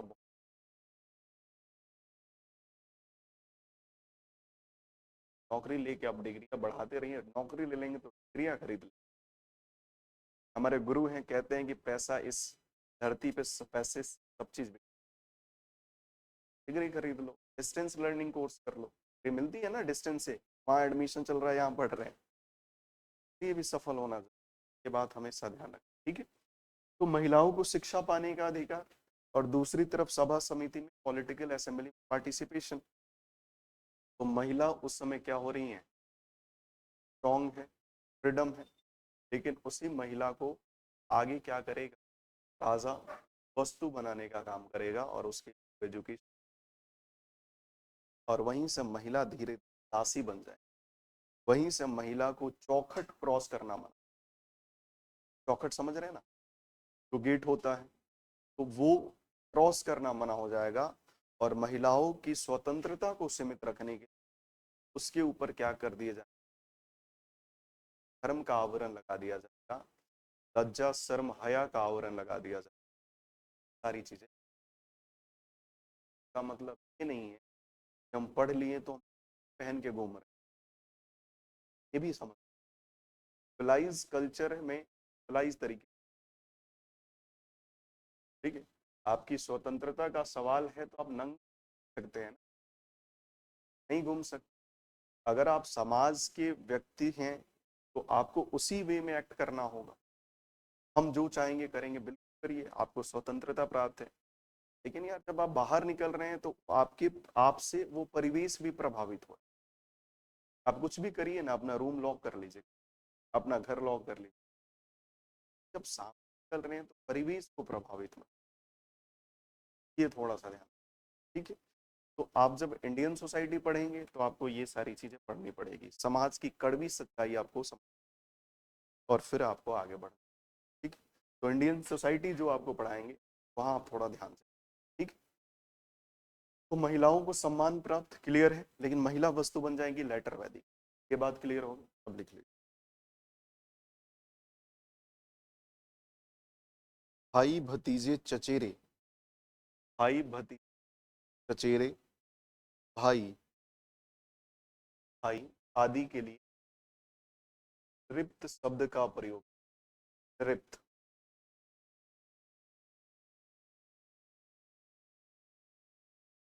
तृप्त शब्द का प्रयोग किया गया है। ये पहले पैसा नहीं था तो फैमिली कैसे रहती थी, एक साथ, चाचा भी हैं, पापा भी हैं, पापा के बड़े भाई भी हैं, दादा हैं, दादा के भाई भी हैं। पैसा नहीं था तो लोग सोच रहे थे साथ रहेंगे तभी सारा काम हो पाएगा।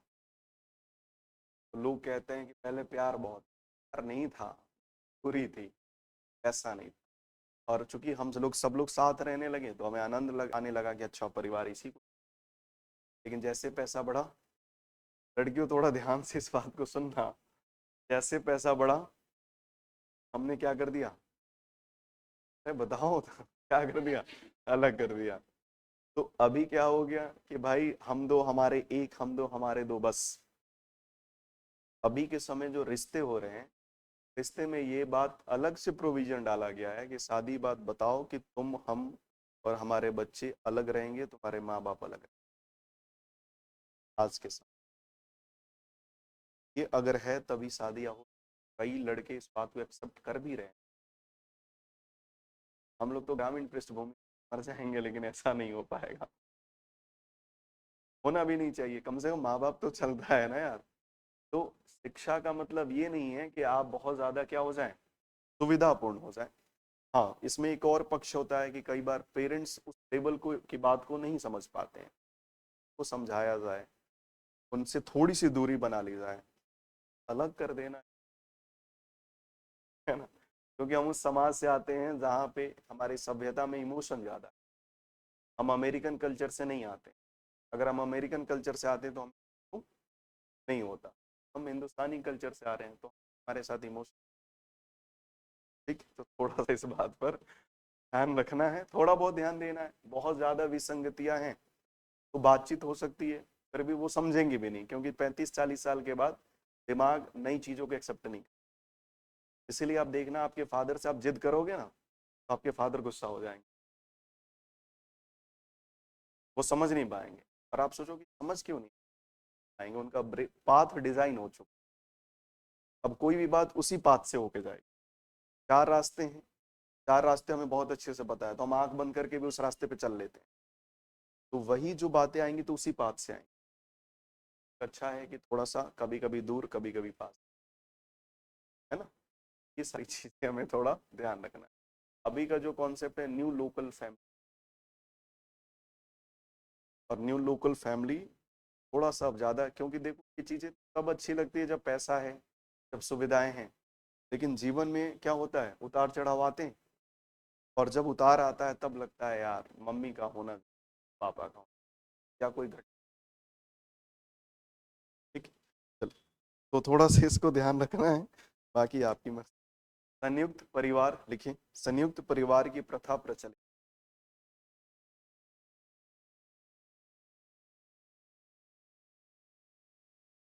संयुक्त परिवार की प्रथा प्रचलित थी, समाज कई इकाइयों में बटा था।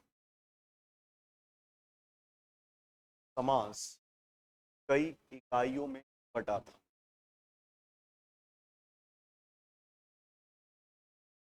हमने आपसे कहा था कि ग्राम धीरे धीरे सभ्यता का फॉर्मेशन करने लगे। फर्स्ट अभी जस्ट जब स्टार्ट कर रहे थे, उसमें हमने कहा था क्षेत्रफल बढ़ गया, आकार बढ़ गया, जनसंख्या बढ़ गई, पहले से अभी करा था ना, स्टार्ट जब कर रहे थे आज की। तो परिवार से आगे क्या हो गया भाई, परिवार के बाद क्या आया, ग्राम के बाद आया,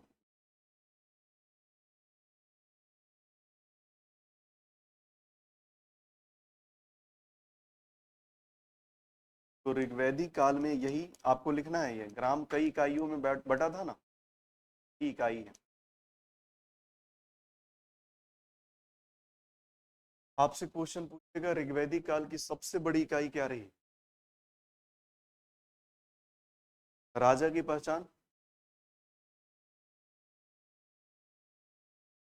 ठीक है। और इधर आप देखो परिवार का मुखिया हो गया कौन, कुलप, ग्राम का मुखिया हो गया ग्रामणी, विश्व का मुखिया हो गया विस्पति, और राजन हो गया, ठीक है, ठीक है।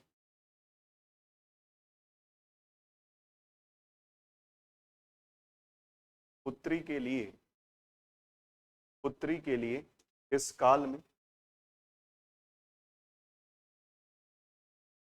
पुत्री के लिए इस काल में दुहित्री शब्द का प्रयोग किया जाता था।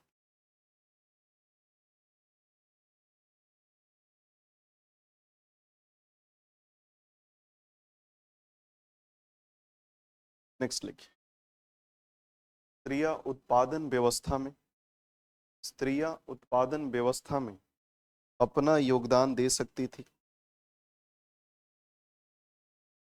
उन्हें शिक्षा के अधिकारों के साथ साथ, स्त्रियां उत्पादन व्यवस्था में अपना योगदान दे सकती, उन्हें शिक्षा के अधिकारों के, शिक्षा के अधिकारों के साथ साथ समारोहों में, समारोहों में भाग लेने की या लेने का अधिकार प्राप्त।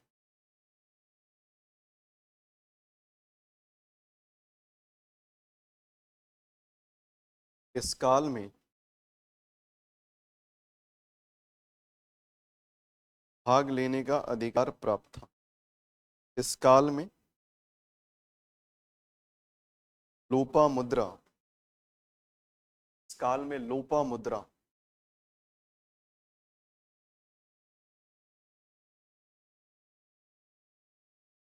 इस काल में लोपा मुद्रा, घोषा, घोषा, अपाला,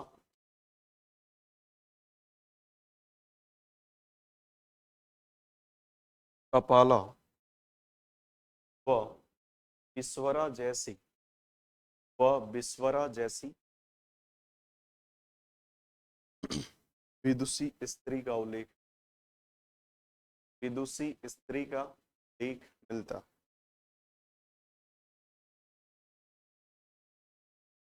नेक्स्ट, विवाह,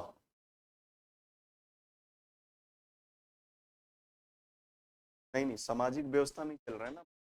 नेक्स्ट पॉइंट, पैरा चेंज कर, विवाह वयस्क होने पर, विवाह वयस्क होने पर होता था। महिलाएं शिक्षित होंगी तो विडो मैरिज, महिलाएं शिक्षित होंगी तो विडो मैरिज, विधवा विवाह होगा, होगा ना। तो लिखिए, वयस्क होने पर होता था तथा विधवा विवाह का ही प्रचलन,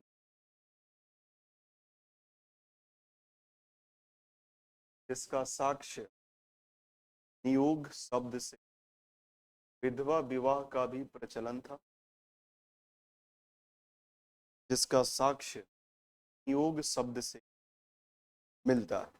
नियोग,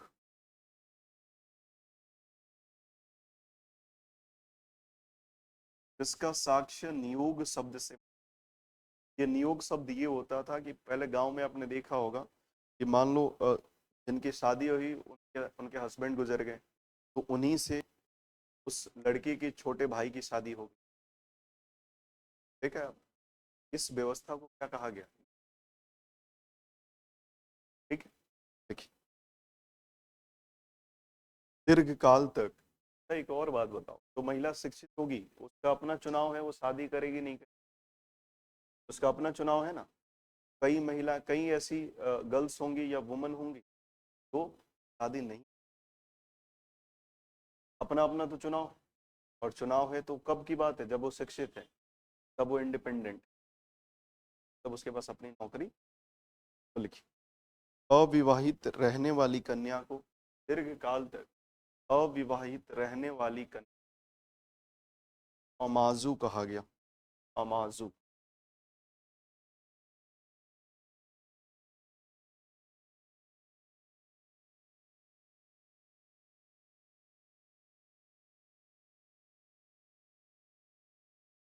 अच्छा, एक और चीज बताओ, क्या होगी अगर महिला शिक्षित होगी, सती प्रथा मौजूद होगी, होगी, बताओ मैडम, क्या नहीं होगी, कैसे नहीं होगी?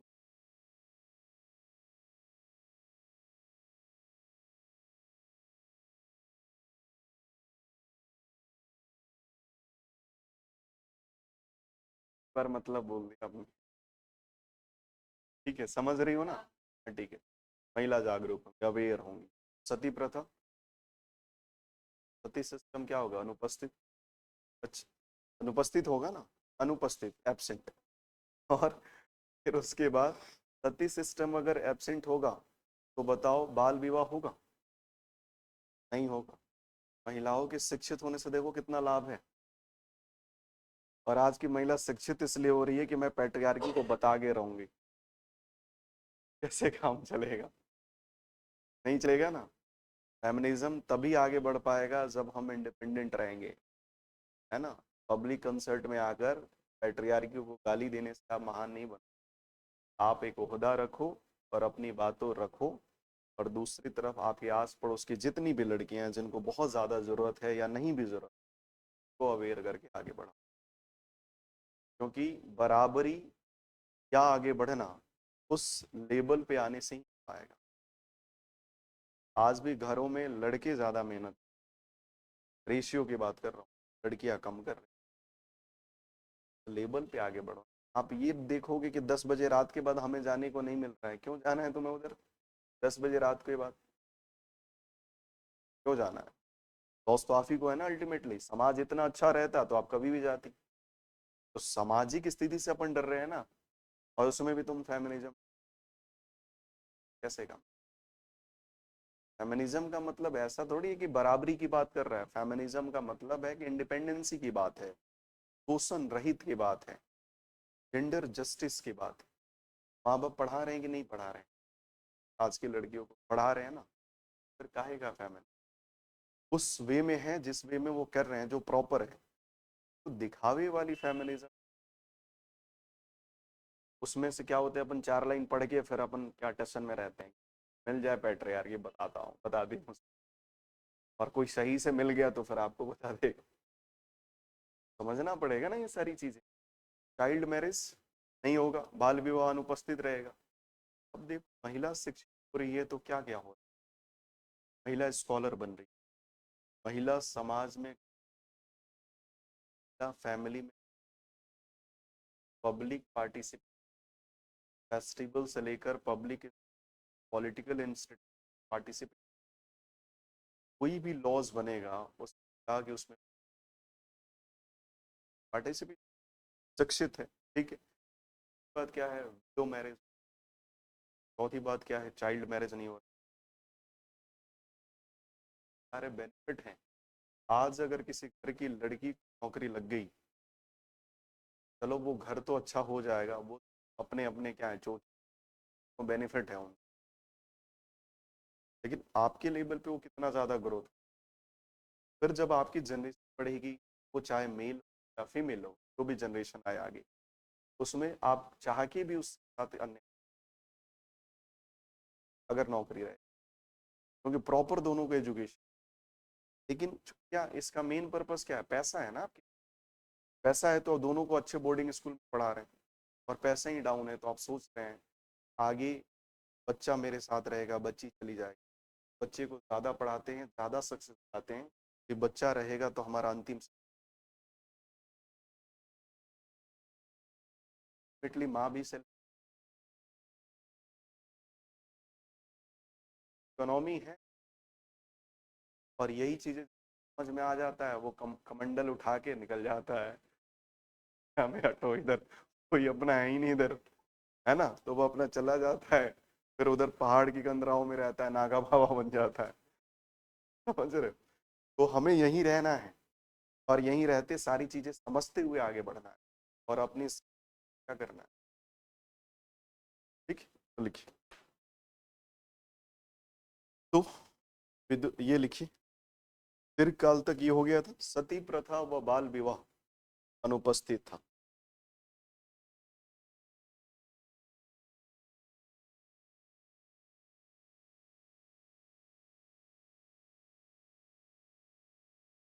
समाज में लड़कियां ज्यादा शिक्षित होंगी तो वो अपने कास्ट में सिर्फ शादी करेंगी, कि जो योग्य होगा उससे करेगी, योग्य होगा। तो अगर महिलाएं शिक्षित हैं, का मतलब ये है, यहाँ पे और हो रहा है, इसका मीनिंग ये है कि जो उच्च जाति का जो मेल है, वो लोअर क्या कर सकता है, शादी कर सकता है। जो हायर कास्ट की, जो हायर कास्ट का मेल है, लोअर कास्ट की को बोलेंगे अनुलोम, और सिर्फ इसको वाइस वर्स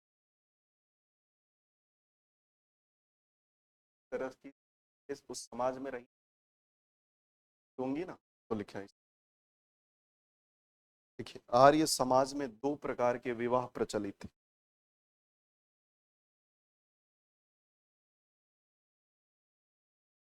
पहला लिखिए, अनुलोम विवाह।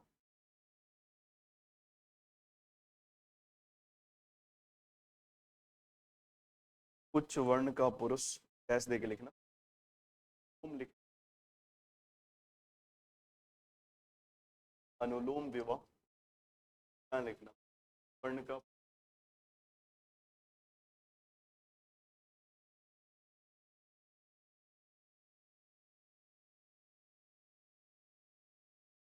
निम्न वर्ण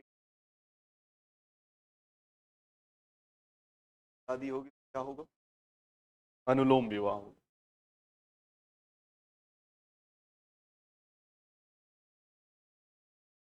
निम्न वर्ण, ठीक है? अब यही प्रतिलोम विवाह करें, क्या हो जाएगा?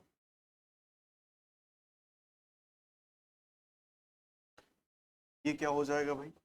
उच्च वर्ण की कौन हो जाएगी? महिला। और निम्न वर्ण का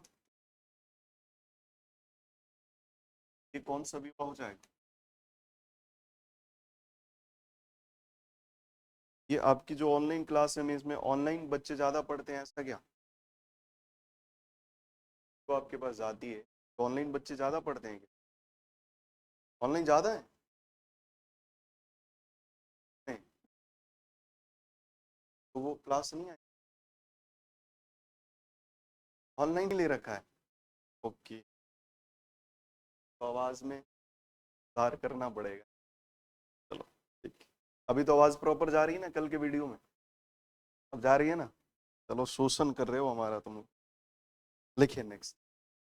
मॉडर्न हिस्ट्री पढ़ने के बाद इंसान शोषण करने लगता है ना। लिखिए, ऋग्वेद के 10वें मंडल, ऋग्वेद के 10वें मंडल पुरुष सूक्त में, पुरुष सूक्त में, पुरुष सूक्त में ब्राह्मण, क्षत्रिय, वैश्य व शूद्र, ब्राह्मण, क्षत्रिय, वैश्य व शूद्र की उत्पत्ति का उल्लेख मिलता है।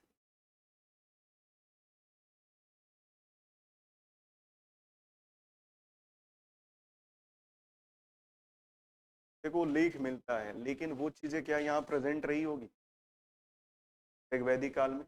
नहीं होगी। क्यों? क्योंकि यहाँ व्यवसायिक आधार पे सारी चीजें डिसाइड की गई। यहाँ वर्ण व्यवस्था को समाज के, यहाँ वर्ण व्यवस्था के समाज, वर्ण व्यवस्था को समाज के व्यवसायिक आधार पर वर्गीकृत, यहाँ वर्ण व्यवस्था को समाज के व्यवसायिक आधार पर वर्गीकृत किया गया है। कुल मिलाकर, कुल मिलाकर ऋग्वैदिक काल में समाज समता मूलक था।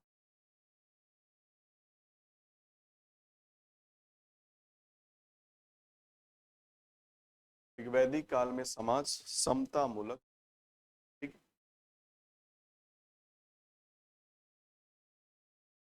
देखिए, आर्थिक व्यवस्था, तो ये है पूरी अपनी सामाजिक व्यवस्था की चर्चा।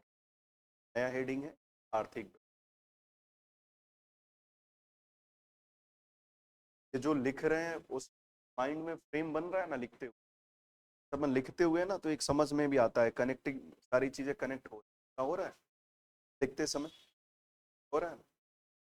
अगर वो चीज नहीं हो, का मतलब दो चीजें, या तो शिक्षक ठीक से समझा नहीं पाया है, पहली चीज, जो अमूमन नहीं हो इस जर्नी में नहीं है, ठीक है। और दूसरा, या तो हम आर्थिक, तो ये दो चीजों, जब भी आपको ऐसा लगे कि कोलैप्स हो रहा है तो पहले चेक करो कि क्या वाकई मैंने समझा। अगर आपने समझा, फिर कहीं ना कहीं डाउट हो रहा होगा, डाउट को ठीक करो। अगर वो दूर हो गया तो फ्रेमिंग बन। ये सारी चीजें ये कह रहे हैं कि एक समय के बाद इस जर्नी में आपको खुद ही सुधार करना है, खुद ही अप्लाई करना है, खुद ही रोना है और खुद ही हंसना है, क्योंकि इस जर्नी में संघर्ष सबके हिस्से में आए, है ना। समय के बाद आप ही टीचर हो और आप ही क्या, ये सारी चीजें आपके पास रहेंगे, यही सारे ब्रह्मास्त्र को निकाल निकाल कर चेक करोगे ना, ठीक है। देखिए, इस काल में अर्थव्यवस्था का मुख्य आधार,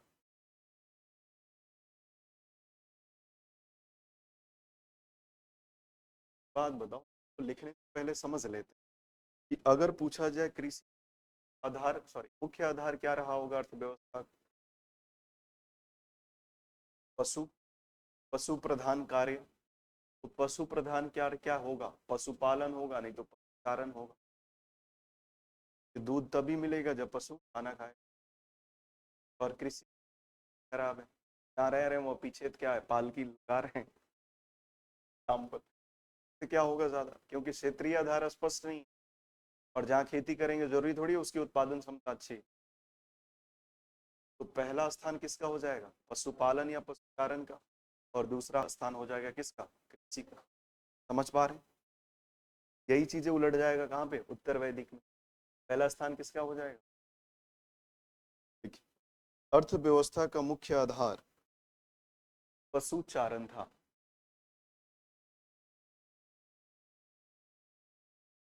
तथा कृषि का स्थान द्वितीय।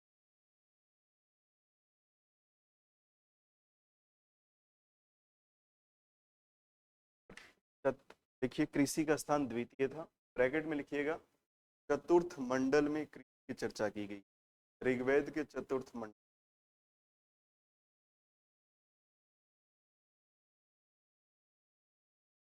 गाय को पवित्र पशु माना जाता था।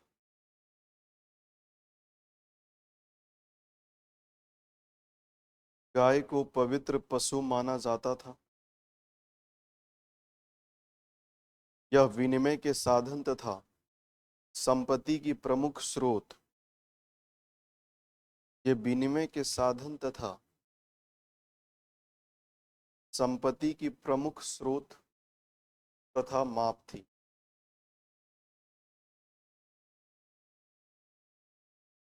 यह विनिमय के साधन, विनिमय का मतलब क्या है भाई, है ना, खरीद फरोख्त।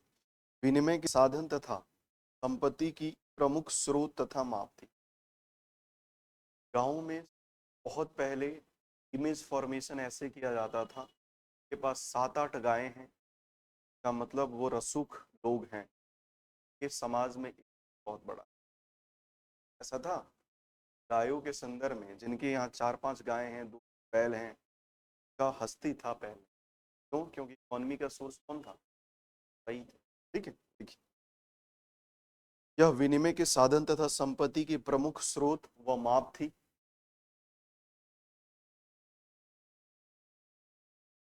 माप, माप, भाई हम कितने शक्तिशाली हैं, इतना हमारा हमारे गाय और बैलों से पता, यही बात है ना। तो लिखिए, गाय की महत्ता को पहले लोग क्या कर रहे थे, घर पे जो बैल आगे द्वार पे बांध रहे थे तो बैलों को खूब धोते थे, खूब चमकाते थे, घंटी लगाते थे। अब बैल का स्थान गाड़ी ले ली तो गाड़ी को खूब धो के चमका के आगे रख, देख रहे हैं, नहीं बताओ सही बात है, नहीं है ना। गाय की महत्ता को विभिन्न नामों द्वारा, गाय की महत्ता को विभिन्न नामों द्वारा संदर्भित किया जाता था। पहला वर्ड लिखना अष्टकर्णी, अष्ट,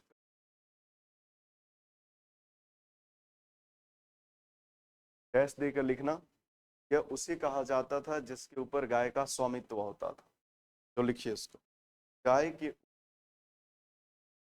ब्रैकेट में किसका स्वामित्व, गाय के ऊपर ब्रैकेट में किसका, ब्रैकेट क्लोज, और स्वामित्व, स्वामित्व लिख पा रहे हैं,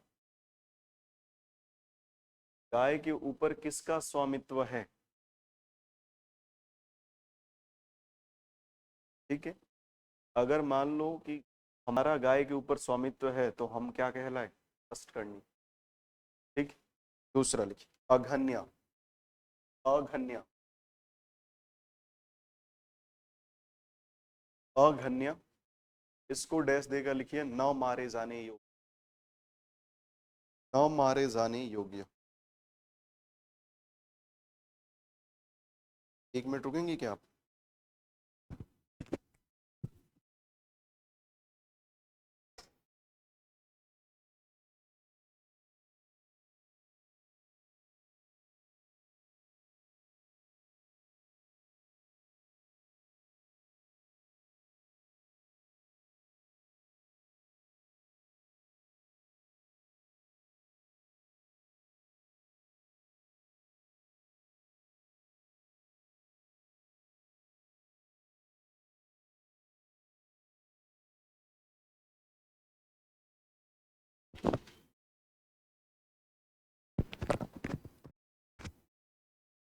क्या है, अघन्या न मारे जाने योग्य।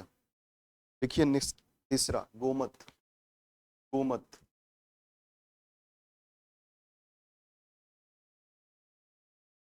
गोमत का मतलब है धनी व्यक्ति। और धनी व्यक्ति कैसे रहा होगा? उसके पास क्या होगा? डिफेंडर। क्या होगा? डिफेंडर ही होगा, लेकिन वो गाय के फॉर्म में, है ना, 10-20 गाय रखा होगा, उसे वो गोमत है। गोमत का मतलब है धनी व्यक्ति। ठीक है, लिखिए नेक्स्ट। नेक्स्ट लिखिए, गविष्ट, गाय की खोज। गविष्ट, गाय की खोज।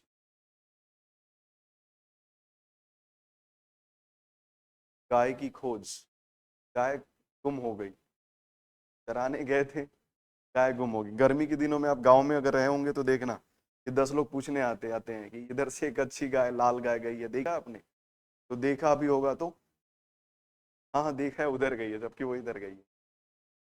किया है ना आपने? ऐसा नहीं किया है तो फिर आपने बचपन जिया ही नहीं है। सुना है ना?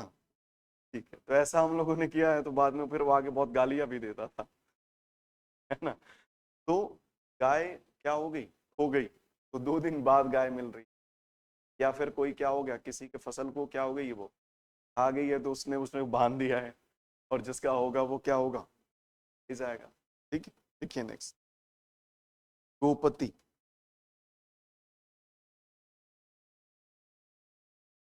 लिखिए, गाय का रक्षक।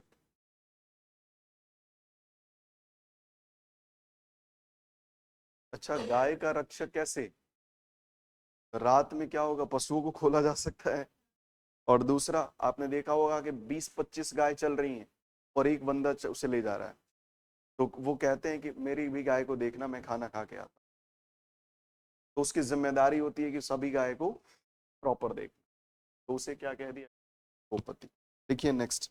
अच्छा, एक बात बताओ, समाज में तो ऐसे भी लोग होंगे ना, देखो चोर शुरू से रहे हैं,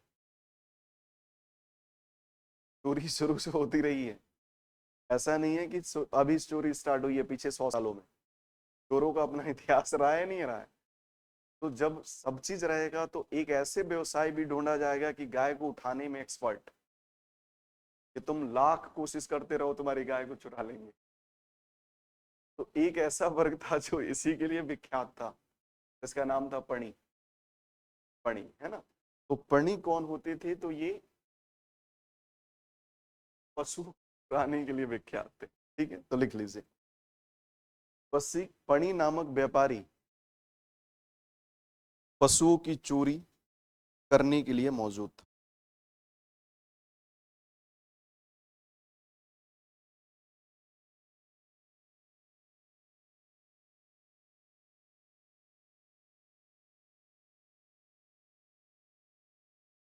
चोरी करने के लिए विख्यात था।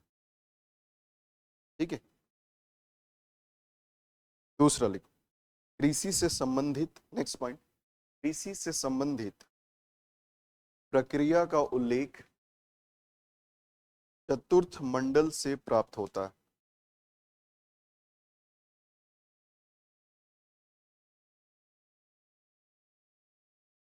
कृषि प्रक्रिया का उल्लेख चतुर्थ मंडल से प्राप्त होता है।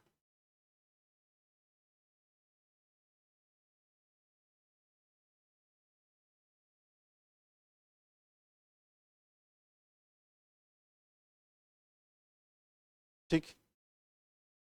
अच्छा, मान लो कोई भूमि बहुत उर्वर है, तो क्या होगा, जैसे देखना कि हर गांव में ना कैसे नाम रखे जाते हैं कि ये जो एरिया है ये ज्यादा उत्पादन देता है, तो उसका कुछ नाम दे देते हैं, अपने अपने गांव में लोकल नाम, आपने सुना होगा, है ना। तो वैसे कोई कुछ कुछ भी कह देता है, अपना अपना जो लोकल लैंग्वेज चलता है, तो वो इसलिए कह रहा है कि उसकी उर्वरा शक्ति क्या है, ज्यादा है। तो इसी को लिखना है, कृषि योग्य भूमि को उर्वरा कहा जाता है। कृषि योग्य भूमि उर्वरा कहा जाता है। अब मान लो कहीं ऐसा हुआ कि 10 kg क्या हुआ, गेहूं निकल गया, लेकिन वो 10 kg गेहूं निकला और उसके बाद 20 किलोमीटर तक कुछ है ही नहीं, किलो को क्या हम इन पार्ट में समाहित करेंगे? नहीं करेंगे। तो लिखिए, इस काल में कृषि का स्थान गौण था। काल में कृषि का स्थान गौण था। गौण का मतलब है सेकेंडरी,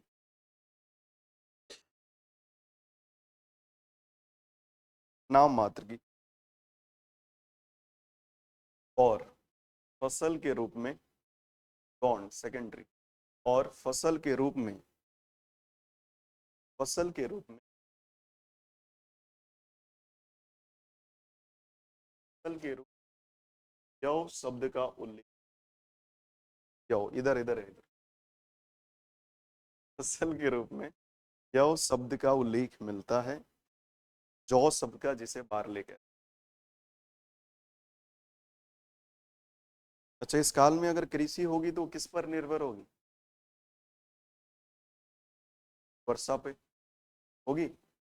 आज के समय में यही तो बड़ी दुख की बात है। आज के समय भी हमारा किसान अधिकांशतः वर्षा के ऊपर निर्भर, मानसूनी। जो हमारा फाउंडेशन है, इस फाउंडेशन को हमने डाउन कर दिया। प्राइमरी सेक्टर के ऊपर ध्यान ही नहीं है हमारा, और प्राइमरी सेक्टर के ऊपर ध्यान नहीं है तो ये बात चल रही थी, अच्छे से चल रही थी, चल ही रही थी। टर्सरी सेक्टर पे हम ध्यान दे रहे थे, सेवा क्षेत्र में हम बहुत बकायदा बहुत अच्छे से काम कर रहे हैं। विकसित देशों के कंपेयर में हम बराबर ही पर। भगवान भी तो देख रहा है। भगवान ने एक ही पर कोविड लाया, और कोविड लाया भाई, टर्सरी सेक्टर बंद हो गए, रेल बंद हो गई, ट्रेन बंद हो गई, सेवा क्षेत्र कम हो गया, इंडस्ट्री डाउन हो गई, और प्राइमरी सेक्टर का हाल खस्ता है हमारे। तो लोग सबसे ज्यादा प्रभावित कहाँ देखे गए? गाँव में। तो मरे ज्यादा लोग इधर गाँव में, बीमारी से कम गरीबी से। कभी हम नहीं, क्या हमारा फाउंडेशन मजबूत, खड़े कैसे होंगे? एक बात है कि एलपीजी आया, बाहर का प्रेशर था, तो हमने सारी चीजें कर दी, अर्थव्यवस्था को हमने ओपन कर दिया, विश्व बाजार से जोड़ दिया। भाई, हम दिल्ली आ गए, अपने घर का दरवाजा तो अच्छे से लॉक करके आएंगे ना चारों तरफ से। चलो अभी पैसे नहीं है, लेके आए हैं कि तो देखते रहे ना, फिर धीरे धीरे पैसे बेच लॉक करेंगे। आज़ादी की सालों बाद भी हम प्राइमरी सेक्टर पे अच्छे, किसान एमएसपी के लिए परेशान रहेगा इस आज़ाद देश में? अगर ऐसा हो रहा है तो प्राइमरी सेक्टर को बिना मजबूत, हर एक सभी के गांव में देखो खेती करना ही लोग नहीं चाहते हैं। वो तो सबसे अच्छी चीज, महीने मेहनत, 3 महीने आराम, बड़ी अच्छी चीज है ना वो। सीजन वाइज ही मेहनत कर रहे हैं ना। आपको गेहूं का सीजन है तो गेहूं में मेहनत, धान का सीजन धान में, कपास का तो कपास में। इसलिए नहीं कर, बट आउटपुट उतना नहीं है जितना इनपुट। मैं पूरे जनरली बात कर रहा हूँ। किसी तो बहुत, जैसे हरियाणा पंजाब का किसान तो BMW खरीद के घूम, है ना। सबसे ज्यादा विरोध तो वही करेगा जिसको ज्यादा बेनिफिट है। इसलिए सबसे ज्यादा पंजाब और हरियाणा कृषि बिल्कुल याद आ रहा है। तो लोगों ने क्या कहा, पंजाब और हरियाणा किसान देशद्रोही है। अरे क्या, उसी को सोर्स ऑफ इनकम ज्यादा है उसी से। बिहार और यूपी का किसान क्या है, वो तो इसलिए खा रहा है कि उसका पेट भरे और थोड़ा बहुत पैसे वैसे आ जाए। वो 20,000 की फसल बेचता है तो खूब खुश है, और ये 20 लाख का बेच के दुखी है। समझ रहे हैं ना सारी चीजें? तो ये सारी चीजें आपको ध्यान रखना। तो इस काल में कृषि कैसे निर्भर होगी? वर्षा पर। तो लिखिए, इस काल में कृषि वर्षा पर निर्भर, मगर कृषक, मगर कृषक, मगर कृषक सिंचाई से परिचित,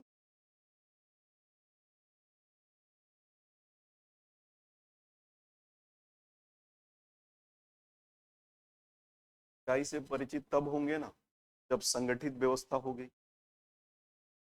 तभी होंगे ना।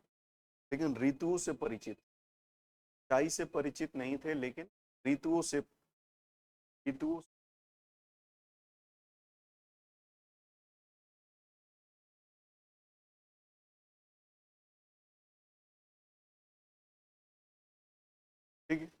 अब ये तो पता चल रहा है ना कि अच्छा इस समय बारिश हुआ था तो अगले बार इसी समय हो सकता है, ये तो नोटिस करने वाली बात है। दादा लोग समय बता देते थे घड़ी देखकर, घड़ी बिना देखे, 12 बज गया अब खाना ला दो, है ना, ऐसा था नहीं था, है ना। तो उनको बड़ा था कि भाई गोधूली का समय इसी समय होगा, ये सारी चीजें। तो अब बताओ जो जमीन होगा उस जमीन पर व्यक्ति विशेष का नियंत्रण होगा कि सामुदायिक नियंत्रण होगा?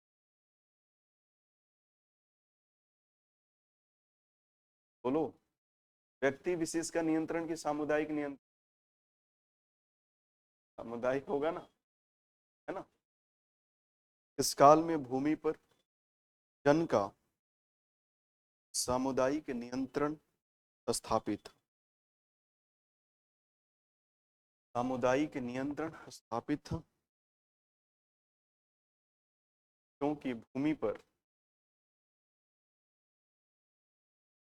व्यक्तिगत अधिकार का, भूमि पर व्यक्तिगत अधिकार का कोई साक्ष्य, व्यक्तिगत अधिकार का कोई साक्ष्य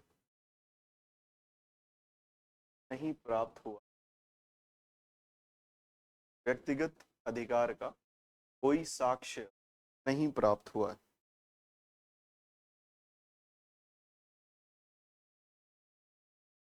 ठीक है, तो यहीं तक अभी रखते हैं, यात्रा कल स्टार्ट करेंगे और कल लेटर वैदिक एज हम स्टार्ट करेंगे। लेटर वैदिक एज तभी समझ में आएगा तब आपको क्या समझ में आना चाहिए, ऋग्वैदिक, क्योंकि यहाँ अगर कृषि अभ्यास है तो वहाँ पे क्या होगा, कृषि अर्थव्यवस्था प्रेजेंट हो जाएगी। यहाँ पे समता मूलक समाज है, वहाँ पे समता मूलक समाज, यहाँ पर वर्ण विभाजन समाज नहीं है लेकिन वहाँ पे वर्ण विभाजन, यहाँ पे जो वर्णा सिस्टम है वो कर्मगत है, कर्म के अनुसार है, लेकिन वहाँ पे जन्म, यहाँ पे धर्म है सनातन, वहाँ पे धर्म ब्राह्मण, यहाँ पे पर्पस है वेल्थ, वहाँ पे पर्पस क्या रहेगा, पढ़ेंगे कल। तो कल मिलेंगे तो सारी चीजें, ठीक है। तो आप देखिएगा एंशिएंट हिस्ट्री आपको तभी अच्छे से समझ में आएगा जब आप नवपाषाण का पूरा वैदिक एज और 6th century BC के पहले की बैकग्राउंड, अगर ये 3-4 पॉइंट चैप्टर अच्छे से समझ लेते हैं तभी आपको पता चल पाएगा कि राजा युद्ध क्यों कर रहे हैं, राजा की बड़ी पहचान क्या है, और फिर राज्य का फॉर्मेशन, मनी इकोनॉमी कैसे आ रही, मुद्रा अर्थव्यवस्था कैसे आ रही, व्यापार और वाणिज्य कैसे ठीक है। तो राजा अपने राजत्व का सिद्धांत कैसे, जाति व्यवस्था इतनी कॉम्प्लेक्स क्यों, सारी चीजें हमें थोड़ा वेट करना पड़ेगा, ये टॉपिक वाइज, ठीक, चलिए।